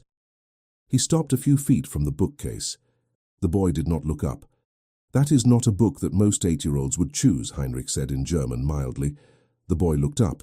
He had his mother's quality of attention, that focused, precise awareness that made the space around him feel more clearly defined. He had dark hair. He had eyes that were the particular shade of grey-brown that Heinrich had seen every morning in the mirror for 34 years. The recognition was instantaneous and total, and completely invisible to anyone who might have been watching, because Heinrich had spent 8 years learning to keep what he felt from reaching his face. "I am not most 8-year-olds," the boy said, without defensiveness and without particular pride, simply as a statement of observed fact. He held up the book so that Heinrich could see the cover. It was a volume on the engineering of Alpine railway crossings, published in 1871. "It has the calculations for the Brenner Pass line. Do you know it?" "I know the Brenner Pass line," Heinrich said carefully. "I have worked on railway construction in that region." The boy's attention sharpened in a way that was wholly familiar. "Which section?" "Primarily the foundation engineering for the approach viaducts." "The approach viaducts have the most interesting load problems," the boy said, with the authority of someone who has clearly thought about this considerably more than his age would suggest was typical. "Because the gradient changes mean that the static and dynamic loads are not distributed symmetrically. My grandfather was an engineer. He explained this to me from his notes before he died. I have his notebooks." Heinrich was silent for a moment. He was aware that he needed to speak and that the words available to him in this moment were not the words he was prepared to say, and that the gap between those 2 categories was requiring active management. "Your grandfather sounds like he was a serious engineer," he said. "He was," the boy said.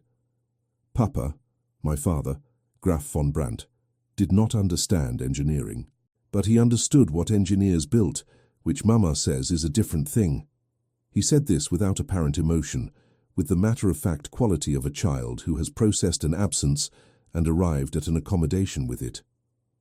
"Are you an engineer?" "I am." "Friedrich von Kessler." "Karl von Brandt," the boy said, and extended his hand with a formality that was clearly learned and not yet entirely natural, in the way of children who have been taught adult manners before adult manners fit them comfortably. Heinrich shook the hand. He was very careful. He was the most careful he had been about anything in 34 years of life. "The Brenner approach viaducts," he said, because the boy was waiting for him to continue, and because engineering was the only ground available to him that was solid enough to stand on. "The asymmetric load problem you described, there is a solution that the original designers implemented in the northern approach that the published specifications do not fully document. Would you like me to show you?" Carl's face changed in the specific way that a child's face changes when an adult offers them something they did not know they needed. He opened the book to the relevant page and held it out. Heinrich sat down on the bench beside the bookcase and took the book and began to explain the engineering of the Brenner Pass approach viaducts to an 8-year-old boy who was his son in a salon in Munich on a Sunday afternoon in October 1874, while the adult world of the Baroness Hoffmann's reception continued around them with the indifferent momentum of a world that did not know what it was witnessing. Ilse found them 20 minutes later. She had been in the adjoining room in conversation with 2 women from the Baroness's regular circle when a guest mentioned, with the mild amusement that such observations generated, that the new Austrian Freiherr appeared to be conducting a private engineering seminar with the von Brandt boy in the corner of the library. She had made her excuses and gone to investigate with the particular maternal alertness of a woman who has learned that her son's enthusiasms, while commendable, occasionally required gentle redirection from the bookshelves of other people's homes. She stopped in the doorway. Karl was leaning over the book on Heinrich's knee, pointing to a specific diagram, asking a question that Heinrich was answering. She could not hear the words from the doorway, only the cadence, with the patient, focused attention of a man who was genuinely engaged with what was being asked and not merely performing engagement for social reasons. She had seen that quality of attention in teachers, rarely. She had not expected to see it in a Viennese baron at a Sunday afternoon salon. She crossed the room. Both of them looked up as she arrived. "Mama," Karl said with the particular tone of a child who knows that an interruption is coming and is preemptively establishing that he considers it premature. "Freiherr von Kessler is explaining the Brenner approach viaduct foundations. There is a solution in the northern approach that the published specifications do not document. I am aware that there is a book from the Baroness's shelf that you were not supposed to remove," Ilse said, with the calibrated firmness of a woman who has learned to maintain authority without damaging enthusiasm. "The Freiherr removed it," Karl said, which was not technically accurate but was delivered with the logical precision of a child who has identified a procedural technicality in his favor. Heinrich rose from the bench. "The fault is mine, Frau Gräfin. I encountered your son reading and found the subject too interesting to walk past. I should have found a more appropriate way to continue the conversation." She looked at him. Something crossed her face that he could not quite read. Not the beginning of recognition, not yet, but something more subtle than that. The specific quality of unease that the body generates when the mind cannot explain it. A signal without a source. "Karl is enthusiastic about engineering," she said. "It is clear that he has a genuine aptitude for it," Heinrich said. "Not an imitation of interest, a real structural understanding. It is not common in someone his age." She looked at her son, then back at the Freiherr, and the expression on her face shifted into something more complex. Gratitude for the recognition of Karl, held in tension with the unease that she could not name. She was a woman who trusted her perceptions. She was also a woman who had learned through hard experience to examine her perceptions carefully before acting on them. "You are kind to say so," she said. "I am accurate to say so," he said. "There is a difference." A pause. She looked at him for a moment, the direct, precise attention that he remembered, that had not changed. And he looked back at her with the controlled surface of Friedrich von Kessler, and the absolute stillness of a man keeping something enormous in place through sheer discipline. "So I have been told," she said, and there was something in her voice that suggested she was not entirely certain whether the observation was a compliment or a warning, and was not certain that the man making it knew either. He lay awake that night in the Briennerstrasse apartments for a long time, staring at the ceiling in the dark, doing the mathematics of what the afternoon had changed. The plan was intact. The plan was completely intact. He had not deviated from it in any material way. He had spoken to a child in a salon, and the child had been Karl, and Karl had his eyes and his mother's attention and his grandfather's engineering notebooks, and none of this changed anything about what Heinrich had come to Munich to do. He repeated this several times. Then he got up, went to the desk and sat for an hour looking at the papers he had assembled over 8 years. The partial financial records of the von Brandt Company, the legal research on the mechanisms by which a wrongful conviction could be challenged under Bavarian law, the notes on the Ministry of Public Works storage facility, and the records it held, the timeline he had constructed with the precision of a structural engineering plan, identifying the sequence of actions required and the order in which they had to be executed. The plan was sound. He had built it carefully. He had accounted for the variables he could anticipate and left flexibility for the variables he could not. He had a professional presence established in Munich, a social identity that was working as intended, resources sufficient to sustain a prolonged engagement, and a patience that 8 years of exile had refined to something close to absolute. What he had not accounted for, what he had not been able to account for because it required the actual experience of the thing rather than the theoretical anticipation of it, was Karl. Not as an abstract element of the situation, not as the child he had known existed from the shape of Ilse's pregnancy at the trial. As a specific human being of 8 years old, who had his grandfather's engineering notebooks and the Brenner viaduct calculations memorized, and a handshake that was formal in a way that was not yet natural, and who had looked at him across a book and asked a question with the exact quality of focused intelligence that Heinrich recognized as definitively, unmistakably, irrevocably his own.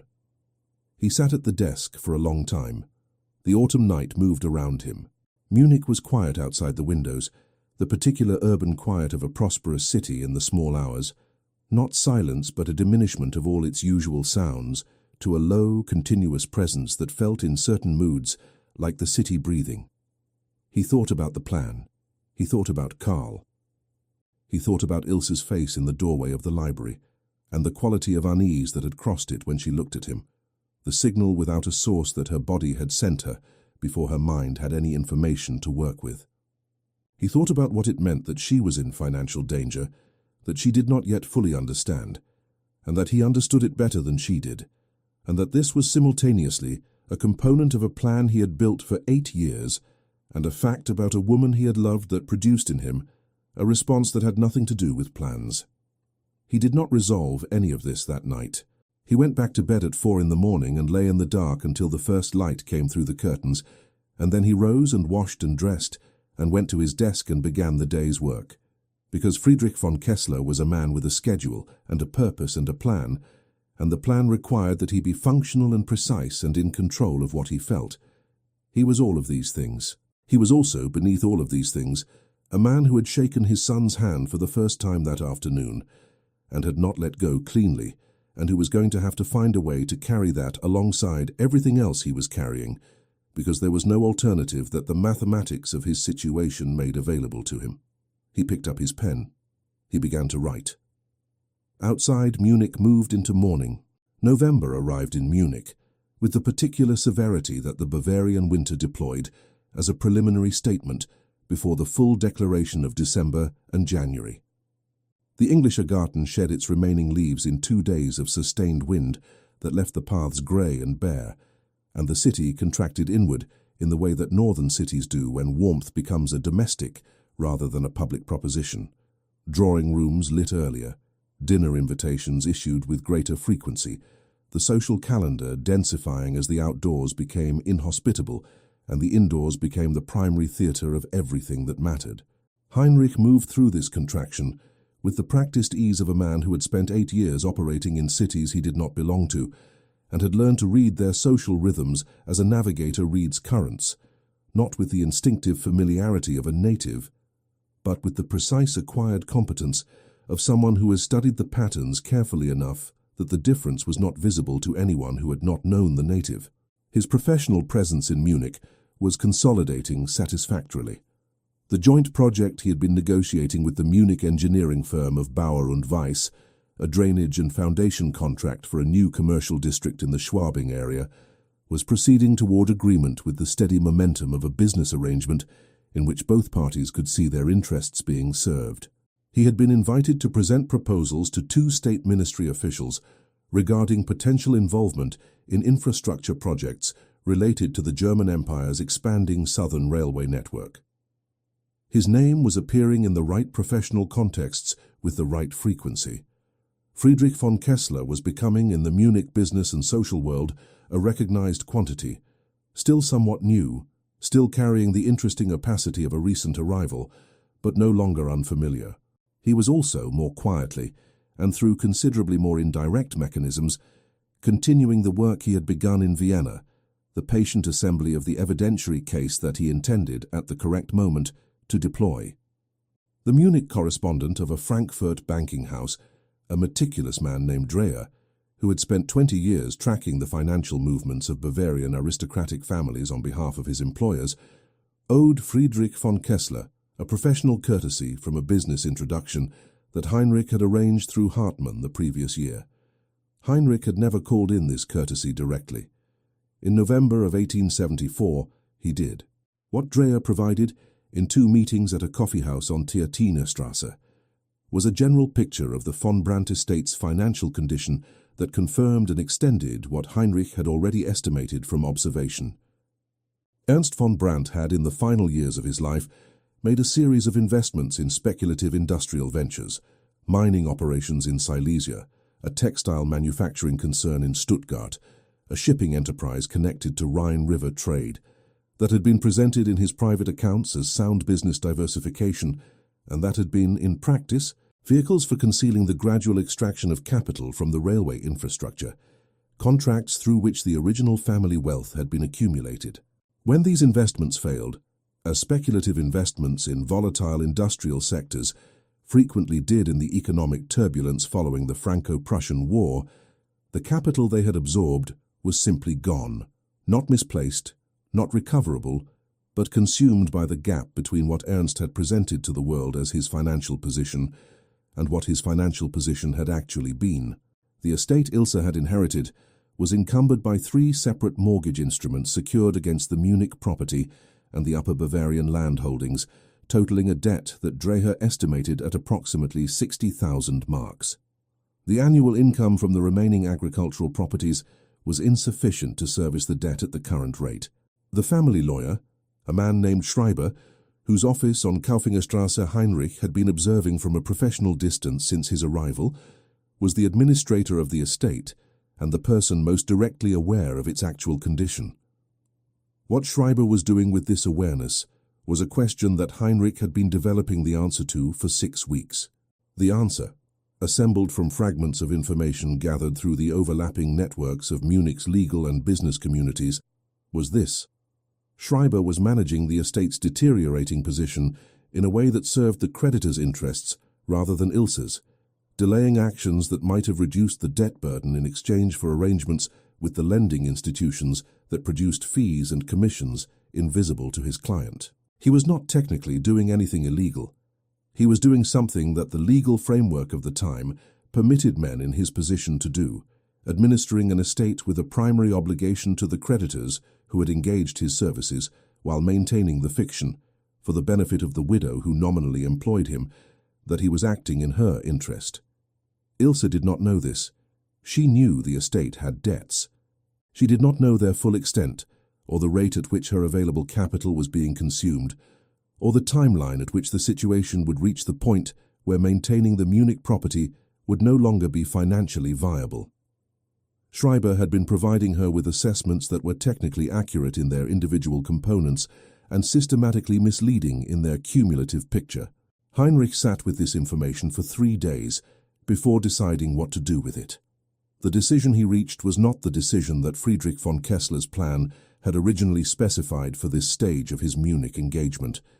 The original plan had called for a longer approach, months of careful social positioning before any move that touched the von Brandt estate directly. What the financial picture now showed him was that the timeline had a constraint he had not known about when building the plan, and that the constraint was real and approaching. He adjusted. The adjustment began at a dinner at the home of Judge Bauer on the 18th of November, where Heinrich was seated adjacent to Ilse for the first time since their initial meeting at the Aldenburg dinner in October. The seating was not accidental. He had mentioned to Brinkmann, with the casual indirection of a man making a minor social observation, that he found the Gräfin von Brandt's perspective on Munich's professional landscape interesting, and that he would value the opportunity for a more extended conversation than the brief exchanges at social events permitted. Brinkmann had conveyed this to Frau Bauer, who had arranged the seating because Brinkmann was good at his function, and Frau Bauer enjoyed the particular creative satisfaction of a hostess who produced useful social configurations. They were seated with 3 other guests between them, which meant that the conversation was necessarily partial, catching between the broader table discussions in the specific way that adjacent seating at German dinner parties permitted, a sequence of exchanges that were brief enough to be deniable as particular attention and substantive enough to be something considerably more.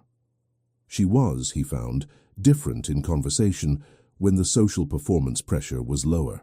At the Altenburg dinner and the subsequent events, she had operated with the careful management of a woman who was representing a position, the widowed Gräfin maintaining the standard of a household that deserved its social standing, and while this performance was convincing and well executed, it was a performance.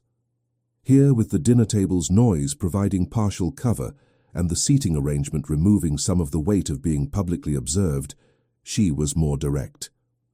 She asked him about Constantinople, because she had heard through the social information networks that Munich operated with the efficiency of a well-maintained postal system, that he had worked in the Ottoman territories. She asked not with the polite curiosity of someone making conversation, but with the specific interest of someone who had read something about it and wanted to compare her reading to a first-hand account. The engineering challenges were extraordinary, he said. The soil conditions in Thrace are unlike anything in the Alpine regions.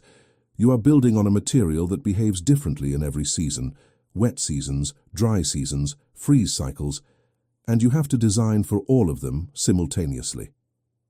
And the political conditions? She asked. Also challenging, he said, but in a way that was, in some respects, clarifying. When the institutional context is uncertain, you discover which elements of the work are genuinely load-bearing and which are merely conventional. She considered this. That is an interesting way to describe political instability. I am an engineer, he said. I tend to think in structural terms. Yes, she said, and looked at him with the specific attention that she brought to things she was actually thinking about rather than socially processing. I have noticed that about you. He looked back at her. What have you noticed? That you describe things in terms of what they support and what they do not, she said. Most people describe things in terms of what they appear to be. A brief silence. The table conversation moved around them. He said carefully, You pay close attention to how people use language. My husband did not, she said, and the observation was delivered with the neutrality of a statement of fact rather than a complaint, which told him more about the 3 years of her marriage than any complaint would have. He said nothing. She looked at her wineglass for a moment, as though registering that she had said more than she intended. Then she looked back at him with the composed recovery of a woman who has learned to manage what crosses her face. Karl has spoken of you twice since the Baroness Hoffmann's reception, she said. He would like to show you his grandfather's engineering notebooks. If the offer of further conversation on the subject was genuinely intended, and not merely polite. It was genuinely intended, he said. Then perhaps you might call on us on a Tuesday, she said. Tuesday afternoons Karl is at home, and I am generally available to receive visitors. He accepted. The conversation moved to other subjects. When the dinner ended and the company dispersed into the cold November night, he walked back toward Briennerstrasse through the empty streets and thought about the particular word she had used, genuinely, and about the way she had deployed it, as both a question and a test, and about what it meant that she was applying that test to him. He called on a Tuesday in late November. The von Brandt house on Ludwigstrasse was a substantial neoclassical building of 4 stories, its facade maintained with the careful attention of a household that was investing in appearances in inverse proportion to its actual financial security. The iron gate was polished, the steps were clean. The butler who admitted him, an older man named Brown who had served the von Brandt household for 15 years and whose assessment of visitors was immediate and absolute, admitted him with the correct degree of formal reserve and showed him to a sitting room on the first floor that was furnished with the elegant restraint of a household that had once had more furniture and had edited it down to what remained. Karl arrived within minutes, carrying a wooden box that he set on the table with the careful reverence of someone transporting something genuinely important. "These are grandfather's notebooks," he said, opening the box. "There are 7. The 5th one has the most interesting calculations. He was working on a bridge design for a mountain crossing that was never built because the funding was cancelled, but the mathematics is complete." Heinrich sat down and opened the 5th notebook. Georg Wolf's handwriting looked back at him from the first page. The precise, compressed notation of his father's engineering calculations, familiar as a voice. The numbers, the load diagrams, the margin annotations in the cramped shorthand that Georg had used, and that Heinrich had learned from watching him work at the dining table on evenings when Heinrich was very young, before engineering had become Heinrich's own discipline rather than his father's. He was very still for a moment. "You recognize the notation?" Karl asked, watching him. "It is similar to methods I learned from my own teachers," Heinrich said, which was not a lie. Karl sat beside him, and they went through the notebook together, Heinrich explaining the calculations and their structural implications, Karl asking questions that revealed, with each one, a depth of preliminary understanding that should not have been possible in an 8-year-old without considerable independent study. He had clearly spent hours with the notebooks. He had clearly been thinking about what they contained for a long time. Ilse brought tea at 4:30, setting the tray on the side table herself rather than sending a servant, and remained in the room, not intrusively, not monitoring, but present, in the particular way of a woman who has decided that something is worth observing, and is doing so with the minimal footprint of someone experienced in gathering information without appearing to gather it. Heinrich was aware of her presence in the room, with the full-body awareness that proximity to her had always generated in him, managed now with the professional discipline that Friedrich von Kessler provided. He did not look at her more than the natural rhythm of a conversation in a shared room required. He kept his attention where it belonged, on Karl and the notebooks, and allowed the afternoon to proceed as what it was presenting itself as being, a technical tutorial between an engineer and a talented child in a sitting room in Munich, with tea. When he left at 6 o'clock, Ilse accompanied him to the entrance hall. Karl had been called upstairs by his tutor. "He is exceptional," Heinrich said at the door. "I know," she said. "I sometimes do not know what to do with it. His tutors find him taxing." "He will need tutors who can keep up with him," Heinrich said. "That is a different kind of person from a standard academic instructor." "Yes." She was quiet for a moment. His father did not know what to make of him either. The engineering interest came from Georg, from Karl's grandfather, who died when Karl was 3. Ernst had no patience for it. He said nothing. She was looking at the floor briefly, with the expression of someone who has said something that touches a larger thing they are not going to address. "Thank you for your time," she said. "He will speak of nothing else for a week." He put on his coat. He was at the door. He turned. "Frau Gräfin," he said, "I am aware that this may exceed the boundaries of a recent acquaintance, and I will understand entirely if you prefer not to answer.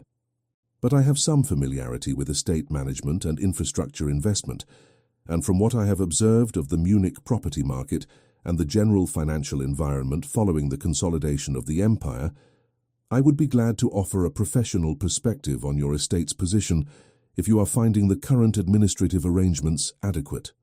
She looked at him. The look lasted long enough to tell him that she understood what he was actually saying, that the question of whether her administrative arrangements were adequate was not as simple as he had phrased it, and that he had phrased it that way deliberately, and that she was deciding how to receive the fact that a man she had known for 6 weeks was raising, obliquely, a question about her financial situation. "I have a lawyer," she said. "Of course," he said. Another pause. "Tuesday after next," she said, "if you are available." "I am available," he said. He left. The night was very cold.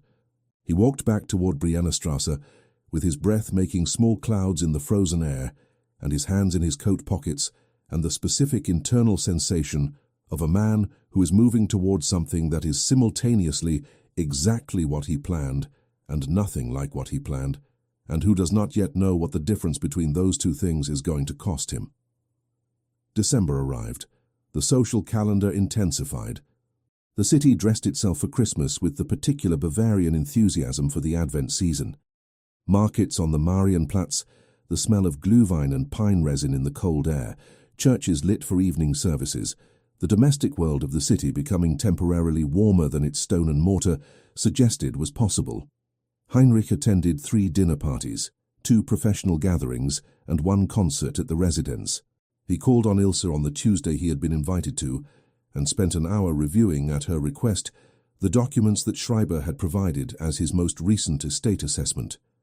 He did this with the controlled restraint of a professional, providing an honest opinion, identifying the elements of the assessment that were accurate, the elements that were incomplete, and, very carefully, because the word he was not using was deliberately, the elements whose framing created an impression of the estate's condition that did not match what a comprehensive reading of the numbers would produce. She listened with the complete attention of a woman who is receiving information that confirms something she had been trying not to know, and who is deciding, in real time, what to do with confirmation. "The debt is larger than he has presented," she said. It was not a question. "The debt is structured in a way that makes the total picture less visible than a single consolidated figure would be," he said. "That is not necessarily improper practice. Estate debts of this complexity are often managed in tranches, but the cumulative position is more significant than the individual assessments suggest." She was quiet for a moment. The sitting room was very still. Outside, the December afternoon was already dark. "How significant," she said. He told her. He gave her the number that Dreher had provided and that his own review of the available documentation confirmed. He gave it to her directly, because she was a woman who had been given inexact information for years and who deserved at minimum the correct number from someone who had no interest in managing her perception of it. She absorbed it with the stillness of someone who has been hit and is choosing not to show it. "The property," she said after a moment, "is currently encumbered," he said. "Whether it remains viable depends on decisions that would need to be made in the next 6 to 12 months. She stood and walked to the window. She looked out at the December street for a long moment. He waited, because she was processing something that required the space of silence, and he had learned in 34 years that the most useful thing one could do for someone processing a large and unwelcome truth was simply to remain present without filling the silence with anything that would make it easier to avoid. "Why are you telling me this?" she said, without turning from the window. He had prepared an answer for this question. The answer was the correct Friedrich von Kessler answer, professional, measured, appropriately bounded by the proprieties of their acquaintance. He delivered it. "Because you asked for a professional perspective, and you deserve an honest one." She turned and looked at him from the window. "That is not the only reason," she said. It was not a challenge. It was an observation, the same quality of direct perception that she had always had, the ability to identify the load-bearing element of a situation and name it without ceremony. He had known from the beginning that this quality of hers was a risk that the plan had not adequately accounted for. "No," he said, "it is not the only reason." "What is the other reason?" He looked at her across the sitting room, across the distance of nearly 9 years and everything that had happened in them, and he said, "I am not ready to tell you that yet." A long silence. She held his gaze with the steadiness of a woman who has spent years managing things she could not fully see. "That is an unusual answer," she said. "It is an honest one," he said. She looked at him for another moment. Then she turned back to the window. "I will need to speak with a different lawyer," she said, "one who is not connected to the current estate arrangement." "I can recommend several," he said. "Viennese firms with Munich offices, primarily. They would have no existing relationships with the current creditors." "Yes," she said. "That would be preferable." He wrote down 3 names on a card and left it on the side table. When he left, the house was lit from within against the December dark, and through the sitting-room window he could see her still standing at the glass, looking out at the street with the contained private expression of a woman recalibrating the dimensions of the situation she was standing in. January passed in the discipline of waiting. He continued his professional work. The Bauer und Weiss contract was signed. The ministry proposals were advancing. He attended the social events that his position required and maintained the pattern of his Munich presence with the steady regularity that was itself a form of information, a signal to anyone tracking the movements of the new Austrian Freiherr that he was settled, purposeful, and intending to remain. He called on Ilse twice more in January, in contexts that the social framework of the time permitted, once with Brinkmann on a professional pretext relating to a legal question about the Schwabing project that required Brinkmann's involvement, and once alone on a Tuesday afternoon, where the conversation was careful and substantial and moved between the practical questions of the estate transition. She had engaged a Viennese firm, Kellner und Associates, and they were beginning their review.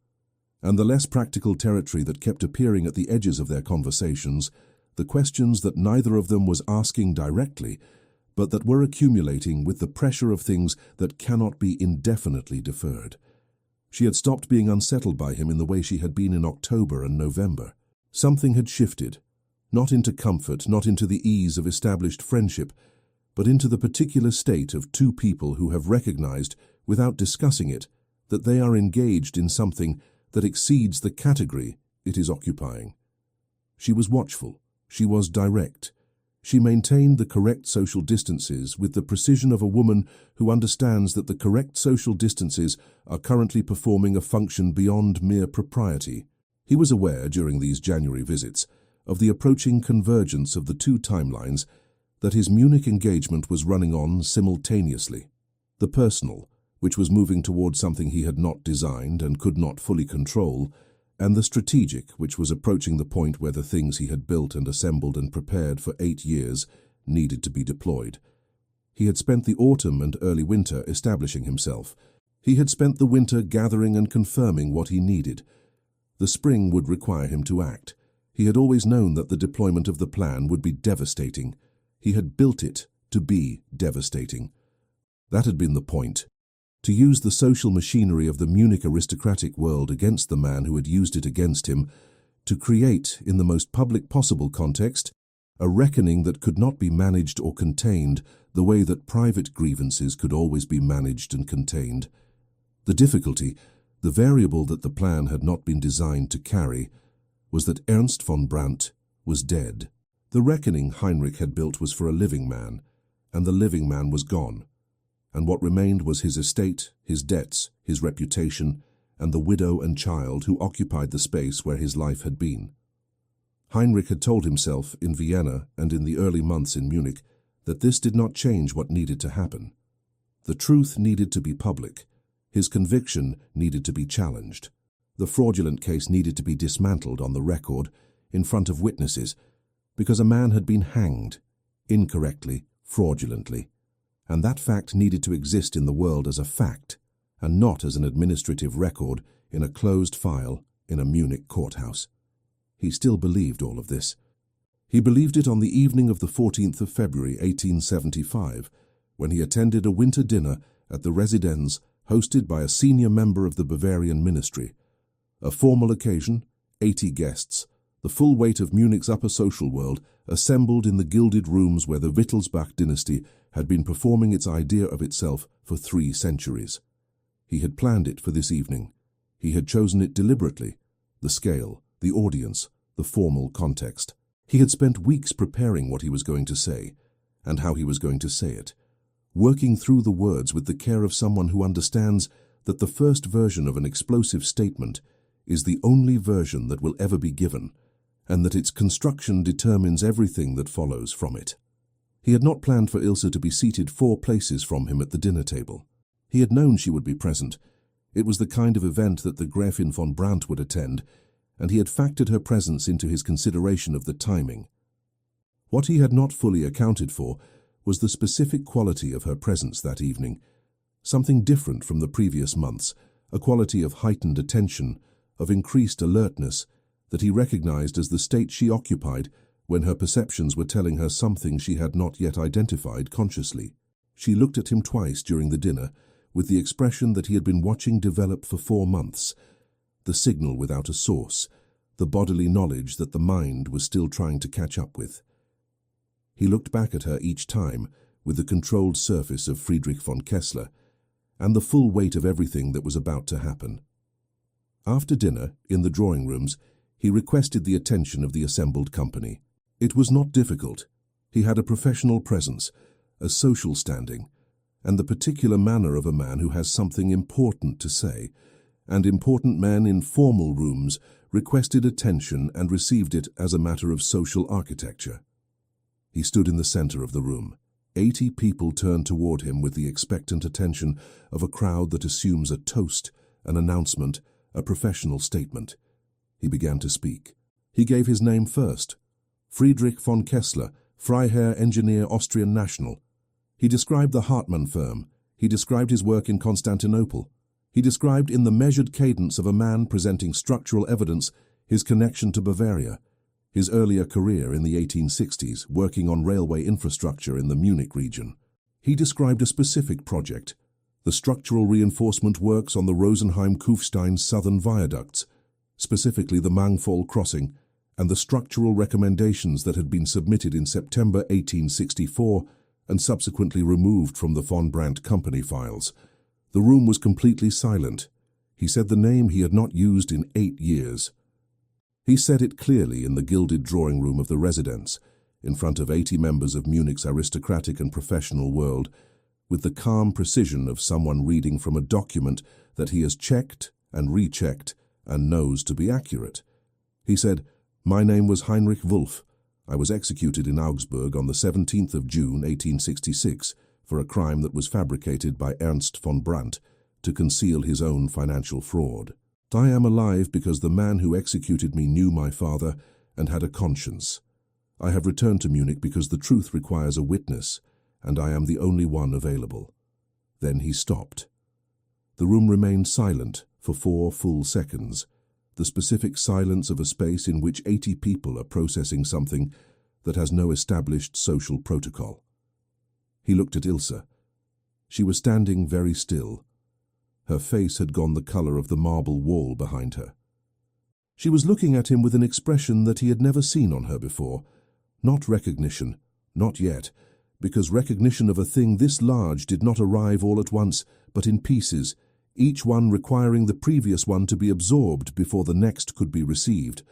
What was on her face in that moment was the beginning of the sequence, the first piece arriving, crashing into everything she had built on top of it for 9 years. The room erupted. He did not hear what erupted around him, because he was watching her face, and her face was the only thing in the room that mattered. And what he saw there in the 4 seconds before the noise engulfed everything was something that broke, quietly and completely, the plan he had built for 8 years. It was not anger.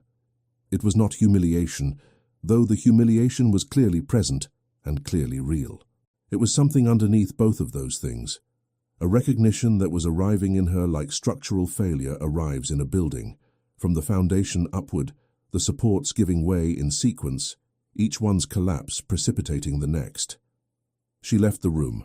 She left correctly, not running, not visibly distressed, but with the controlled, rapid movement of a woman who has identified the nearest exit and is using it before the alternative becomes unavoidable. The crowd parted for her. A woman beside her reached for her arm, and she moved past the hand without acknowledging it. Heinrich stood in the center of the room with 80 people talking around and at him, and watched the door close behind her, and felt, with absolute clarity, the precise weight of what he had done. He did not sleep that night. He sat at the desk on Brienner Strasse and looked at the papers. The 8 years of accumulated evidence, the legal research, the financial records, the timeline, and he thought about her face in the moment before she left the room, and he thought about Karl, and he thought about the 4 workers who had died in the Mangfall viaduct, whose names he had carried for 9 years, and he tried to hold all of these things simultaneously, and find the position from which they could all be seen as part of the same true picture. He could not find it that night. At 3 in the morning, he heard snow beginning against the windows, the soft, specific sound of the first heavy snow of the year arriving in Munich, covering the streets and the rooftops and the iron gate of the von Brandt house on Ludwigstrasse, covering everything equally, the way that silence covers a room after something important has been said. He went to the window and looked out at the falling snow and thought, "She is awake right now. He knew this with the certainty of someone who understood how she processed things, not quickly, not with the protective rush of emotion that some people use to avoid the full weight of a revelation, but slowly and completely, turning it over until every surface had been examined. She was awake, she was alone, and she was looking at the truth, the full, unbearable, structural truth of what 9 years of her life had been built upon. He could not do anything about this tonight. He had done the thing that made this tonight necessary, and it was done, and it could not be undone. And the only question was what came after it. In the von Brandt house on Ludwigstrasse, at some point in that long night, Ilse went downstairs to Ernst's study. She had been in that room 100 times since his death. She had managed its contents methodically, the business papers, the correspondence, the financial documents that Schreiber had taken most of, but not all of, the books, the personal effects. She had thought she knew what the room contained. She had been in and out of every drawer, every cabinet, every shelf. She had never opened the safe. It stood behind the portrait of Ernst's father on the eastern wall. An iron box of moderate size, built into the wall itself, that Ernst had kept locked with a combination that he had never shared with her, and that she had, in 3 years of widowhood, not tried to access because it had not occurred to her that she needed to, or because some part of her had always known that what a careful man chose to lock away was something he intended to remain locked. Tonight, it occurred to her. She sat in front of it for a long time before she touched the dial. The house was silent. Karl was asleep 2 floors above her. The snow was falling outside. The clock on the mantelpiece marked the passage of the night in quarter hours with the impartial patience of an object that has no stake in what the time means to the people around it. She tried the combination that Ernst had used for everything he considered important. The date of his family's original ennoblement, 1631, arranged in a sequence that she had observed him use on his correspondence case. Without his knowing, she had observed it. It did not work. She tried variations. She tried other dates, his birth year, the year of the railway contract, the year of their marriage. The year of their marriage did not work. She sat with this for a moment. Then she tried the year of Karl's birth, 1865. The safe opened. The contents were at first consideration what one might expect from the private safe of a careful man. Correspondence, bound in ribbon, organized by year, a set of property documents, a leather envelope containing banknotes, a sealed document case of the kind used for legal instruments. She took everything out and set it on the desk. She opened the correspondence first. The letters were addressed to Ernst from 3 different parties: a contractor in Rosenheim, a state ministry official whose name she recognized from the infrastructure contract networks, and a man whose name she did not recognize who wrote from an address in Stuttgart. The letters were technical, businesslike, and, as she read them with the growing concentration of someone assembling a picture from its components, deeply incriminating. They documented, across a period of 4 years, a systematic arrangement by which funds allocated to railway infrastructure projects under state contract had been diverted through a network of false invoicing and contractor arrangements to private accounts. The scale was significant. The documentation was detailed. Ernst had kept every letter, which told her something about the kind of man he had been. Someone who kept records not from carelessness, but from confidence, certain that no one would ever reach the place where they were stored. She read the contractor letters 3 times before she moved to the document case. Inside the document case were 2 items. The first was a set of design documents, original railway engineering plans in a handwriting she did not recognize, with specific technical annotations in a second hand. The second item was a folder, brown and bureaucratic, labeled in the filing notation of the von Brandt administrative system in a clerk's handwriting. Project documentation. Mangfall section, September 1864. She opened the folder. Inside were 12 pages of engineering recommendations. The handwriting was precise, compressed, architectural. She had seen this handwriting before, not often, not recently, but in a context that was now reorganizing itself in her memory with the terrible clarity of a thing that has always been true and has only now been seen. She had seen it in letters. Letters that a draftsman named Brouwer had delivered to her at Brandt House in 1864 in the autumn, when she was 20 years old, and the world had not yet shown her what it was capable of. She sat in Ernst's study with the folder in her hands, while the clock marked 2 o'clock and then 3 o'clock, and while the snow continued outside, and while the full architecture of what Ernst had done and what she had done and what had been done to a man who had just stood in the residence ballroom and spoken his real name for the first time in 9 years, assembled itself around her with the irreversible completeness of a structure that has found its final form. At 4 o'clock in the morning, she gathered the documents into the leather case that Ernst had used for legal instruments. She closed the safe. She went upstairs, dressed without calling her maid, and sat in her bedroom chair with the case on her lap until the first grey light of a Munich February morning began at the edges of the curtains. Then she rose, put on her coat, and went downstairs. She told Braun, who was already awake in the way that experienced butlers are always awake before the household requires them, that she would be going out and would return within the hour. Braun looked at the hour and the weather and the expression on her face and said nothing, except that he would have tea ready upon her return. She went out into the snow. The snow had been falling for 6 hours by the time Ilse reached Briennerstrasse. Munich at 5 o'clock on a February morning was a city that belonged entirely to itself. No carriages, no vendors, no social performance of any kind, only the bare architecture of a place existing without its inhabitants to animate it, the buildings standing in the pre-dawn dark with the patient solidity of things that have outlasted many versions of the people who built them. Her footsteps in the fresh snow were the only marks on the pavement of the street. She walked with the leather case under her arm, and her coat pulled close against the cold, and the particular focused calm of a woman who has finished processing something enormous and has arrived, on the other side of it, at a decision. The building on Briennerstrasse was a 4-story neoclassical structure of the kind that Munich's prosperous professional class favored for their city residences. Serious without being severe, substantial without displaying the ostentatious wealth that the aristocratic buildings on Maximilianstrasse deployed. The apartments that Friedrich von Kessler occupied were on the 2nd floor. She knew the building because she had walked past it twice in the previous weeks, not deliberately, or so she had told herself. She knocked. There was a silence of perhaps 3 minutes, then the sound of movement, unhurried, which told her that he had not been asleep.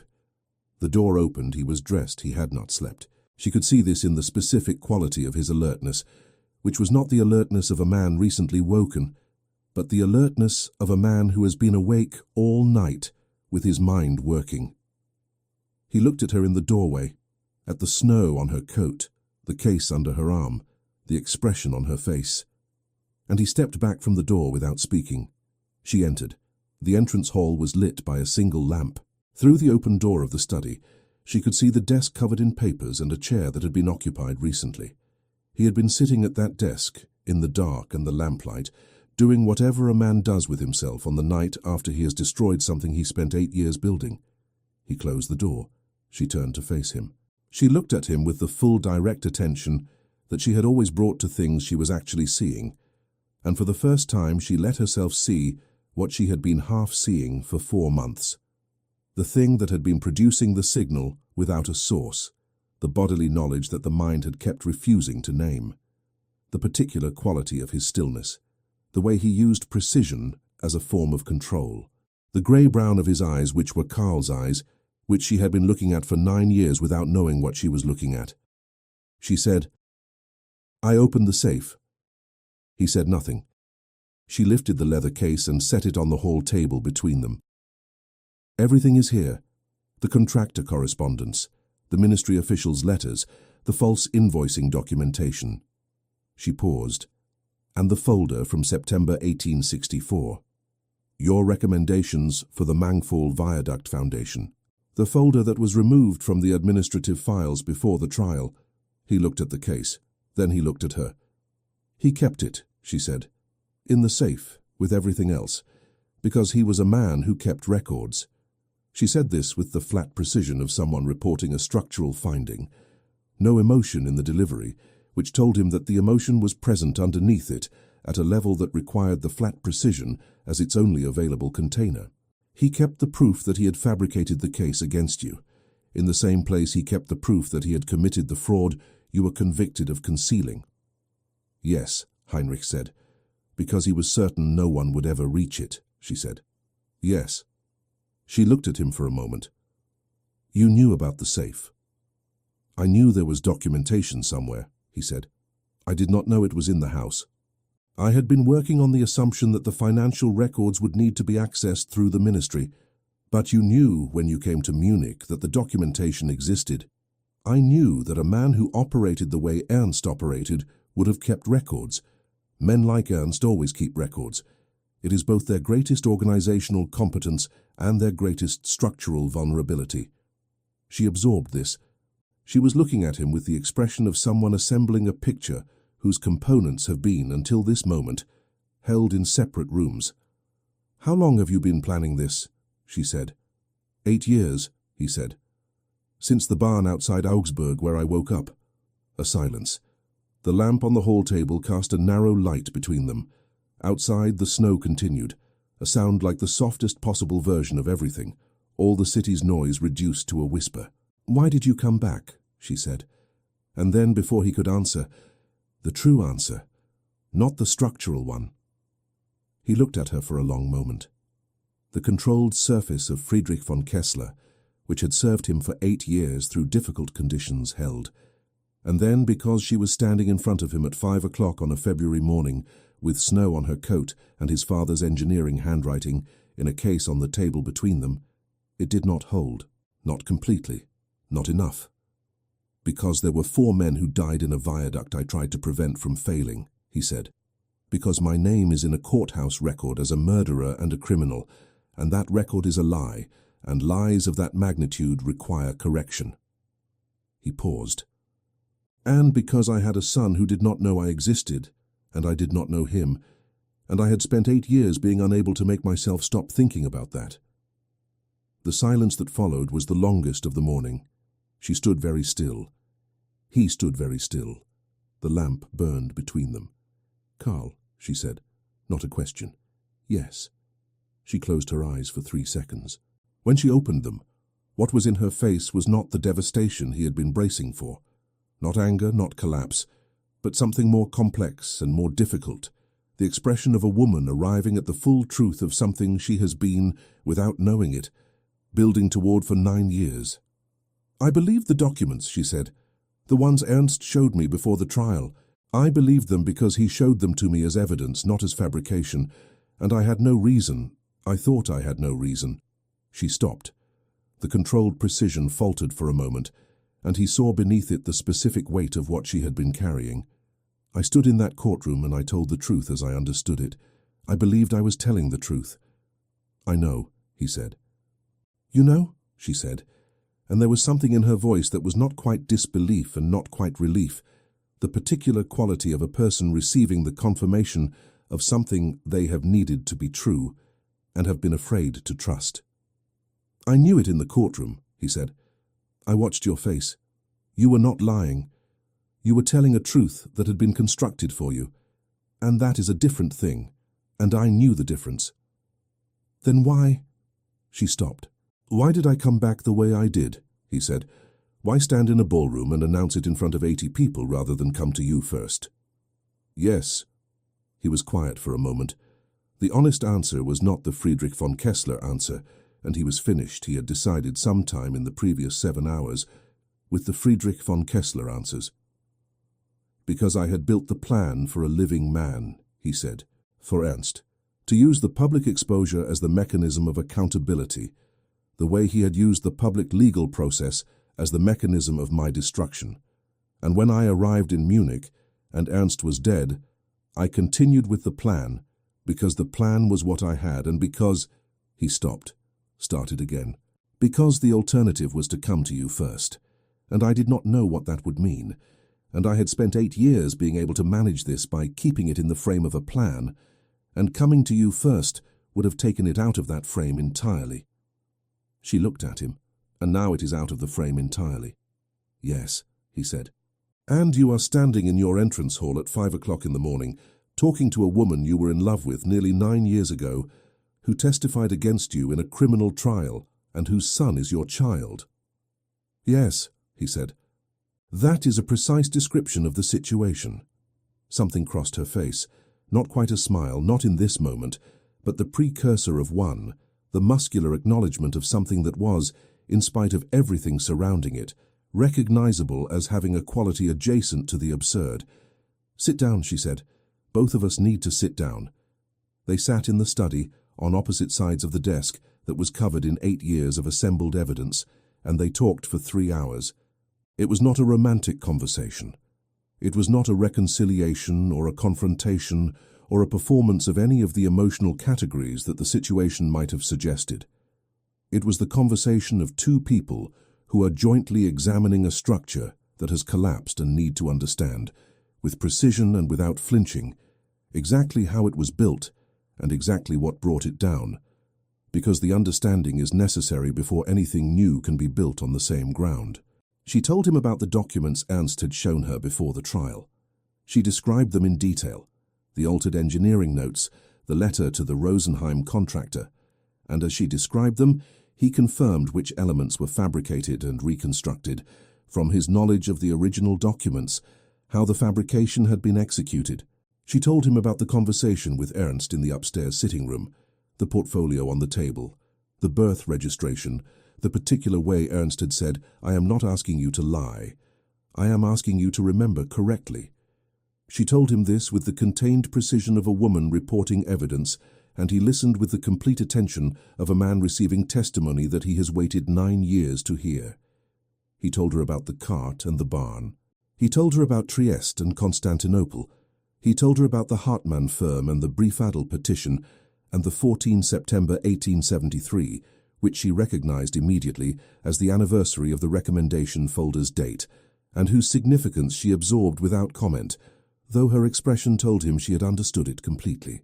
He told her about arriving in Munich and sitting in a hired carriage looking at the city through the window and feeling the old mark at his throat. He did not tell her yet about the afternoon at the Baroness Hoffmann's salon, about sitting on the bench beside the bookcase with Karl and the volume on Alpine railway engineering, because some things needed to be approached from the outside in rather than the inside out. And that afternoon was too close to the center of what he felt to be examined in this conversation without breaking what the conversation needed to be. She understood this without being told. She did not ask about Karl directly. They were both aware throughout the 3 hours of Karl sleeping 2 floors above the von Brandt house on Ludwigstrasse, and the awareness of him was present in the room the way that the most important structural element of a building is present, invisible in normal conditions, fundamental to everything. At 8 o'clock, the first light of the February morning began at the study window. She looked at the leather case on the desk. He looked at it too. "The question," she said, "is what to do with what is in it." "Yes," he said. "There are several possibilities," she said, with the organized clarity of a woman who has been thinking through options since 4 o'clock in the morning. "The documentation could be presented to the State Prosecution Authority as grounds for a formal review of your conviction. It could be presented to a civil court as the basis for a claim against the von Brandt estate, against what remains of it, for the damages arising from Ernst's fraud. It could be made public through channels that would generate the same kind of exposure as last night, but with the evidentiary basis that last night did not have." She paused. "Each of these has different consequences for different people." "Yes," he said. "I am aware." She looked at him. "The estate is already significantly encumbered. A civil claim against it would almost certainly render it insolvent. The Munich property would be lost. Karl would lose his home and his legal identity as a von Brandt heir." "I know. And you are the person who would be bringing that claim." "I know that too." A silence. She held his gaze with the steadiness that he had always found, in her both admirable and slightly unnerving, the quality of a person who insists on seeing things as they actually are. "What do you want?" she said. "Not from the plan, from the actual situation as it exists this morning." He was quiet for a long moment. Outside, Munich was beginning to wake, the first sounds of the city's morning returning. Carriages, vendors, the ordinary world reassembling itself over the snow with the resilience of cities that have seen difficult nights before. "I want my name restored," he said.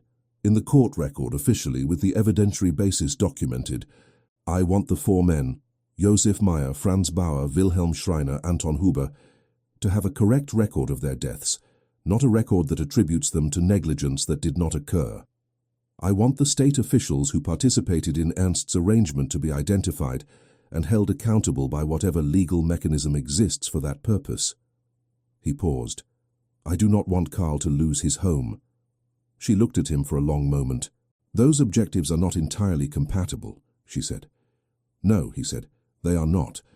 That is why I said I was not ready to tell you everything on that Tuesday in December. You were managing sequencing, she said. I was managing sequencing, he said. Yes. And now? Now the sequencing has been disrupted, he said, and we need to find a different way through it. She was quiet for a moment. Then, together. It was not a question. It was an observation, the identification of the only structural configuration that the situation as it actually existed on this February morning made available. If you are willing, he said. She looked at the leather case.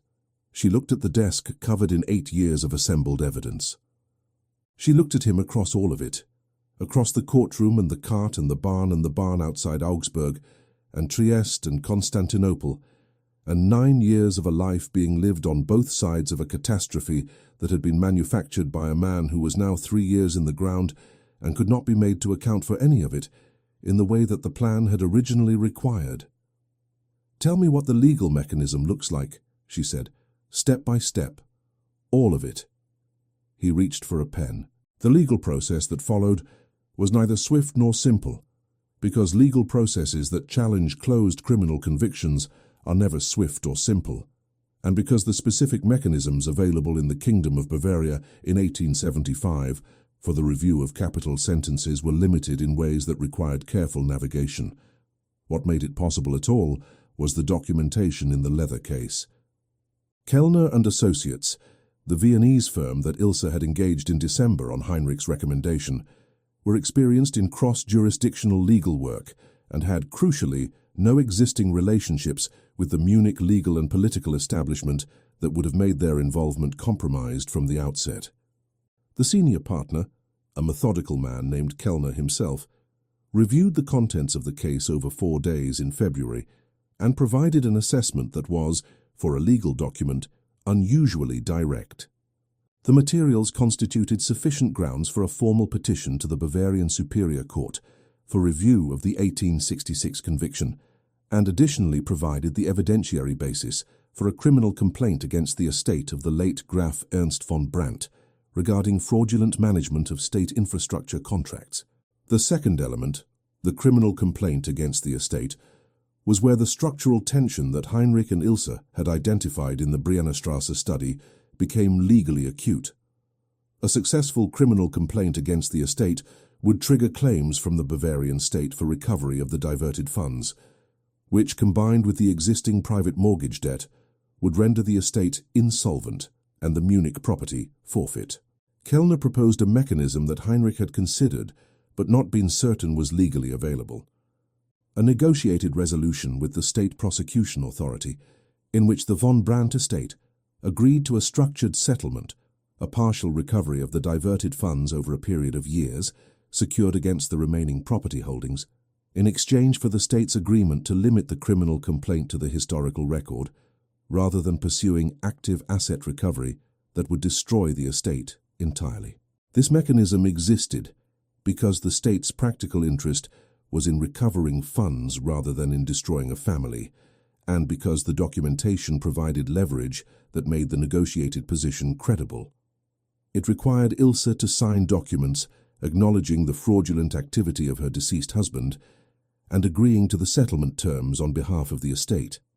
It required her to do this publicly, in legal filings that would be accessible as public record.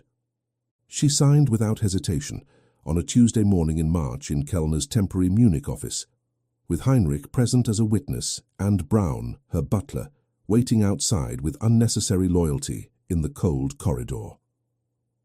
You understand what this means for the estate's public position, Kellner said, not for the first time before she signed. I understand precisely what it means, she said. "That is why I am signing it." The petition to the Superior Court was filed on the 1st of March 1875. The State Prosecution Authority, presented with the documentation and the negotiated settlement proposal, entered into the process with the careful speed of an institution that recognizes an opportunity to resolve a historical error without generating more scandal than the error itself had produced. There were people within the prosecution authority's institutional memory who had been involved in the 1866 proceedings and who had their own reasons for preferring a quiet resolution to a public battle. The formal hearing was scheduled for April. In the weeks between March and April, Munich processed what had happened with the particular social energy of a city that has been given an extraordinary piece of information and is working through its implications. The reactions were various and not entirely predictable. There were those, a significant portion, who received the revelation with the indignation of people who feel they have been deceived, and who directed that indignation at the memory of Ernst von Brandt rather than at the institutions that had processed his deception without sufficient scrutiny.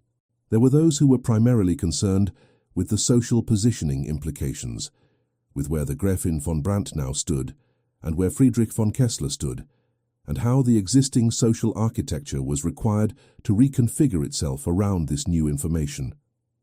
There were a smaller number, who were primarily concerned with the 4 dead workers, and the question of what accountability, 9 years late, looked like for people whose names had been recorded as the victims of a crime they were now being told had not been committed in the way the record stated. Heinrich attended to this last group with the specific attention it deserved. He engaged a lawyer to pursue, separately from his own case, the formal correction of the death records for Josef Meyer, Franz Bauer, Wilhelm Schreiner, and Anton Huber, to ensure that each record correctly attributed their deaths to the structural failure caused by the ignored recommendations, and identified the responsible party as the estate of Graf Ernst von Brandt. He established, through a private fund administered through Kellner's office, a sum for the families of the 4 men, not a legal settlement, which the statute of limitations had foreclosed, but a direct payment to the surviving family members of each man, with a written explanation of what had occurred and why the payment was being made. He did this without announcement. Ilse found out through Kellner 3 weeks after it had been arranged and said nothing about it for 2 days.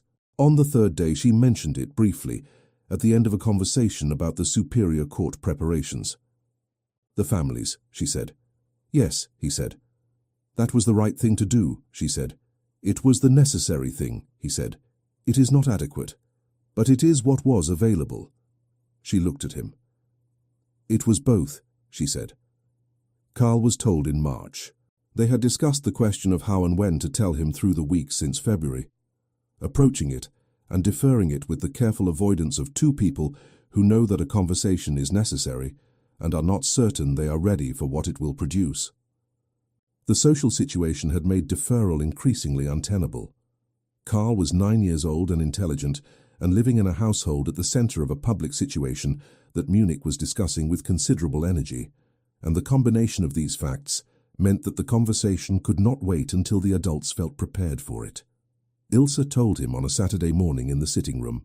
Heinrich was present at her request, because she had said, with the directness that he had come to rely on as a fixed point in the shifting terrain of everything else, that Karl deserved to have both of them in the room, and that managing the conversation alone when the information being given concerned both of them was not something she intended to do.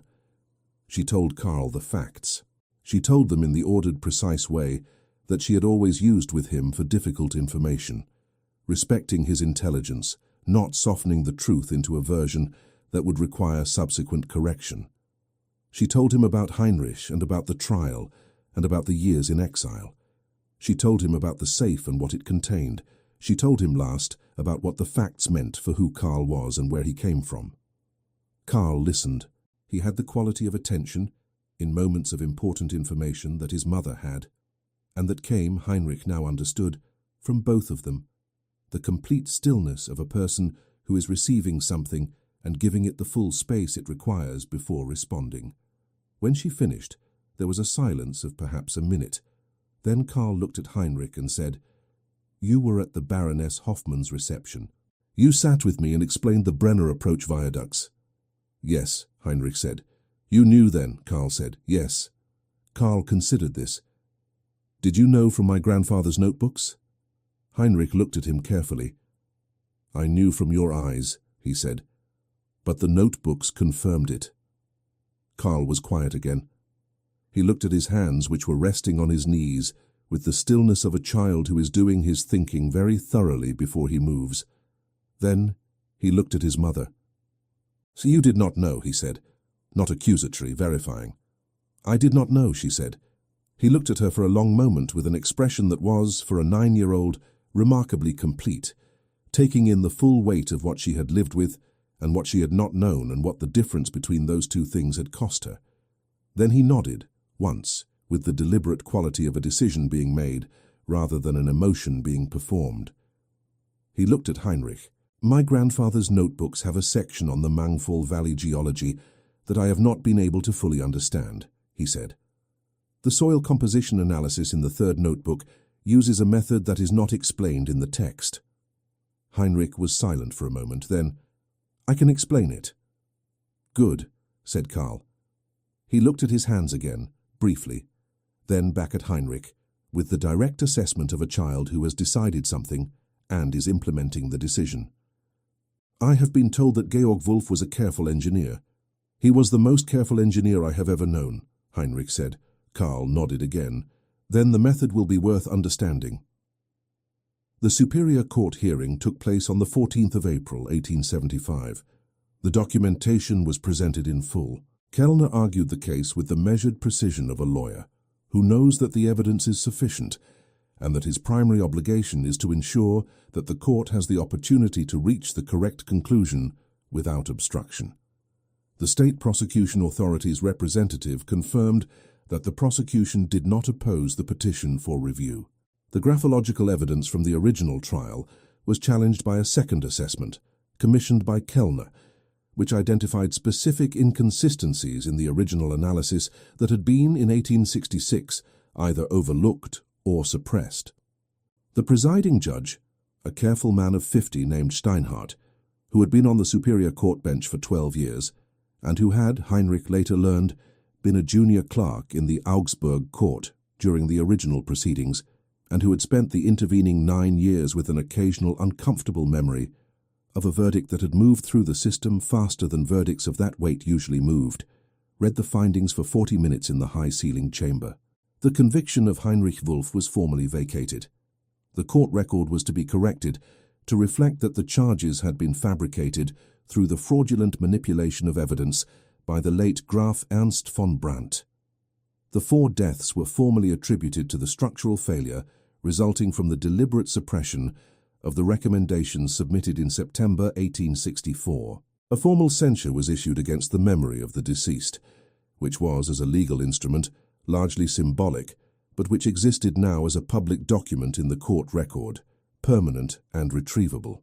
Heinrich sat in the chamber and listened to the judgment read and felt, beneath the controlled surface that had served him for 8 years, and that he had now decided, gradually and incompletely, to begin dismantling the specific quality of a weight being lifted.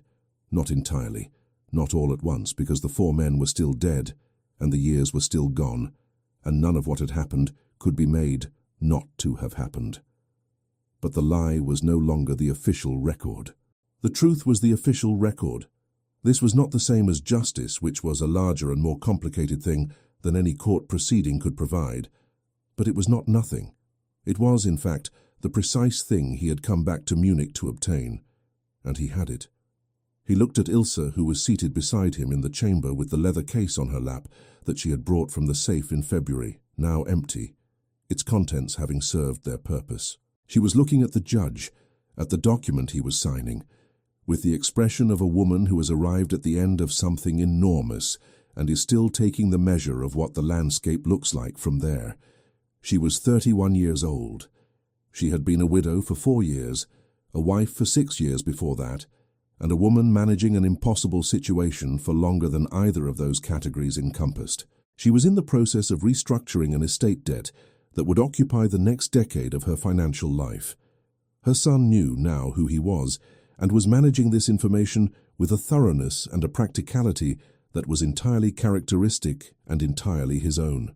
The Munich social world was in the process of deciding what to make of her, and would spend several months making various things before settling into the position that social worlds eventually adopt toward women who have survived difficult revelations with their integrity intact, a combination of residual discomfort and reluctant respect that was not ideal, but was workable. She had told Heinrich the previous week that she did not know yet what the future looked like, and that she thought it was important that they both understood this before they allowed the situation to suggest that they did.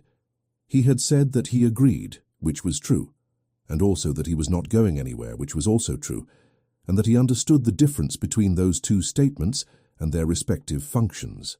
She had looked at him for a long moment and said that she found his precision, which she had once found unsettling, increasingly useful. He had said that he found her directness, which he had always found admirable and slightly unnerving, unchanged. She had said, "Good, I have no intention of changing it." The Munich spring arrived in April with the particular quality of northern springs, abrupt, determined, the cold retreating with the efficiency of something that has been holding a position and has received the order to withdraw. The Englischer Garten filled again. The Isar ran high with snowmelt. The city opened its windows to the new season with the collective exhale of a population that had spent 4 months compressed against the cold and was now, incrementally, allowing itself to expand again. On a Saturday afternoon in late April, Heinrich walked with Karl in the Englischer Garten.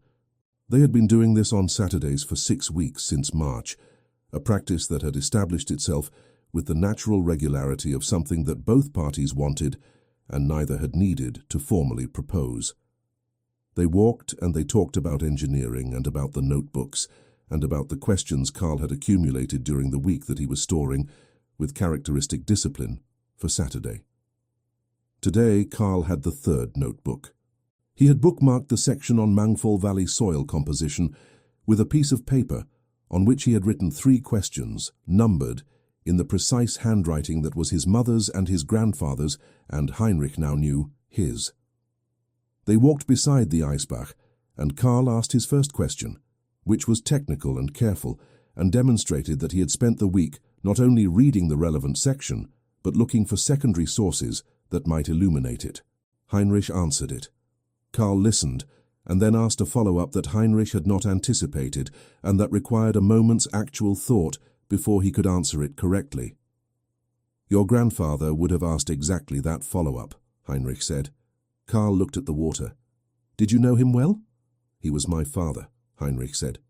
"I knew him as a child knows a parent, which is to say not fully but more completely than any other way of knowing a person." "Then I am his grandson," Karl said. This was not new information. He had known it since March, but he said it now with the quality of someone who is testing the truth of a thing they have known theoretically against the reality of the specific situation in which they are standing. "Yes," Heinrich said. Karl was quiet for a moment, looking at the river. The Eisbach moved beside them with the cold, purposeful energy of snowmelt in April. Not the gentle current of summer, but something more urgent, more committed to its direction. "My tutor says that the Mangfall viaduct that collapsed has been rebuilt," Karl said, "with a different foundation design." "It has," Heinrich said, "in 1869. The new design used the reinforcement specifications from the September 1864 recommendations." Karl absorbed this. "So the correct design was used eventually?" "Yes." 3 years after it should have been used?" "Yes." Karl looked at the river for another moment. Then he looked at Heinrich with the grey-brown eyes that were the clearest mirror Heinrich had ever seen of something he recognized as entirely his own. "That seems like the kind of thing that should not be allowed to be forgotten," he said. "No," Heinrich said, "it should not." "Good," said Karl.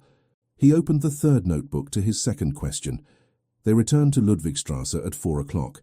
Ilse was in the garden at the back of the house, one of Munich's small urban gardens, walled and south-facing, that caught the April sun with the specific warmth of an enclosed space that has been storing heat all afternoon. She was reading, in the garden chair that she had moved to the warmest corner, with the particular quality of absorption that reading gave her, the same complete attention she brought to everything, turned inward toward a page. She looked up when they came through the garden gate. "Third notebook," Carl said by way of greeting, holding it up. "The soil composition method is a variation on a Prussian drainage engineering technique from 1851. I need to find the original Prussian document." "Good afternoon to you as well," she said. "Good afternoon," Carl said, correcting himself with the brief formality of a child who has been reminded and is implementing the reminder without resentment. "I need to find the original Prussian document. Ask Braun. He knows which booksellers in the city carry engineering texts." Carl went inside. The garden was quiet. The April light moved through the new leaves of the apple tree in the corner. The small bright leaves of early spring, not yet the full canopy of summer, each one distinct and precisely placed. Heinrich remained at the garden gate.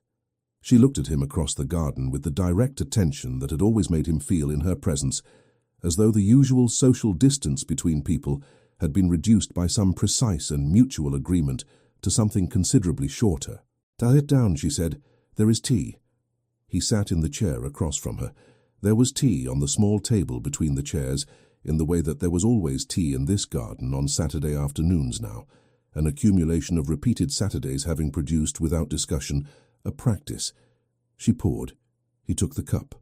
The garden was warm and quiet, and smelled of the new earth and the apple tree's early blossoms, and the specific quality of a Munich April afternoon that was different from any afternoon he had experienced in the 9 years he had spent in other places, and that was different now in another way as well, the way of something that has been lost and returned and cannot be recovered in its original form, but can be, with sufficient care and honesty and time, made into something real in the form it has now. He thought about the bridge over the Eisbach, the afternoon in August 1864 when he had watched her walk away toward Brandt House, and had stood with his hands on the stone railing and done the mathematics of an equation that had no solution he could reach. He had been 25 years old. He had thought on that bridge that the story was ending. It had not ended.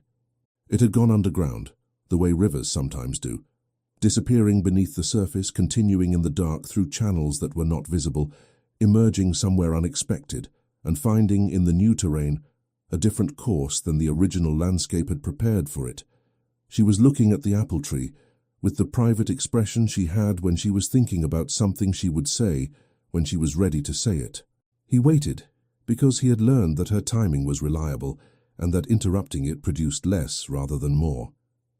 "Kellner sent the final settlement documentation this morning," she said.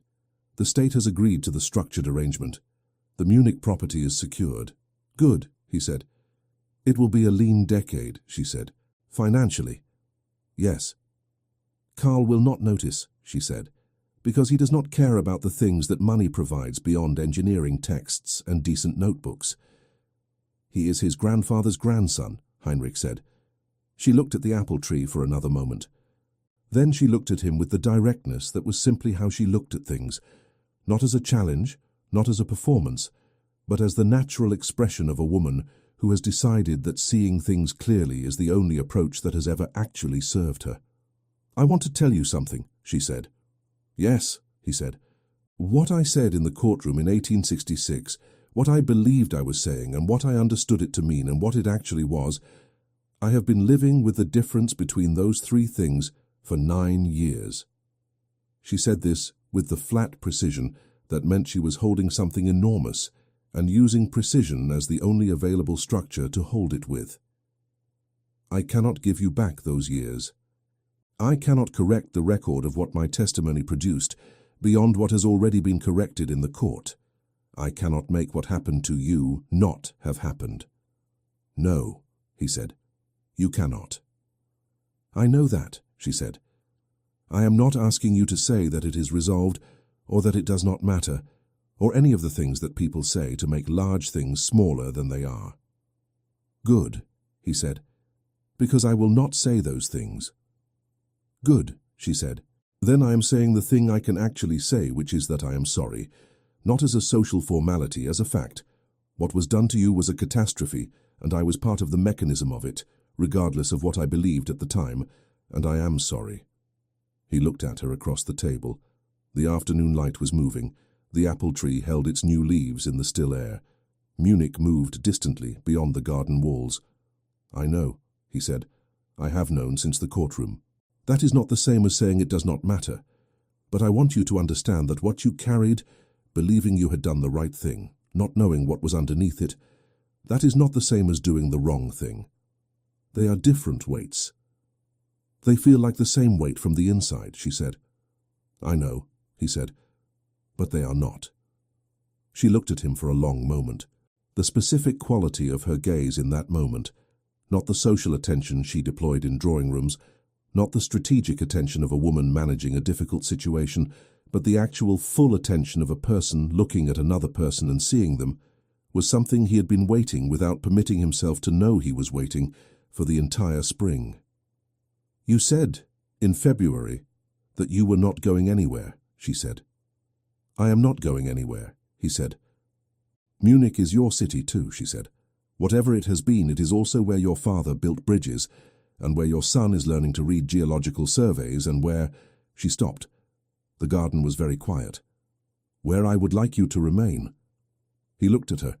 He said nothing for a long moment, because the thing that was available to say was large, and he wanted to say it correctly. "Then I will remain," he said. The apple tree moved in the slight April wind. The tea grew cold between them. The afternoon held them in the particular quality of a spring evening that has arrived at a point of stillness before the next movement begins. Not an ending, not a beginning, but the specific moment between them that belongs to neither category, and that is in its own way the most essential thing.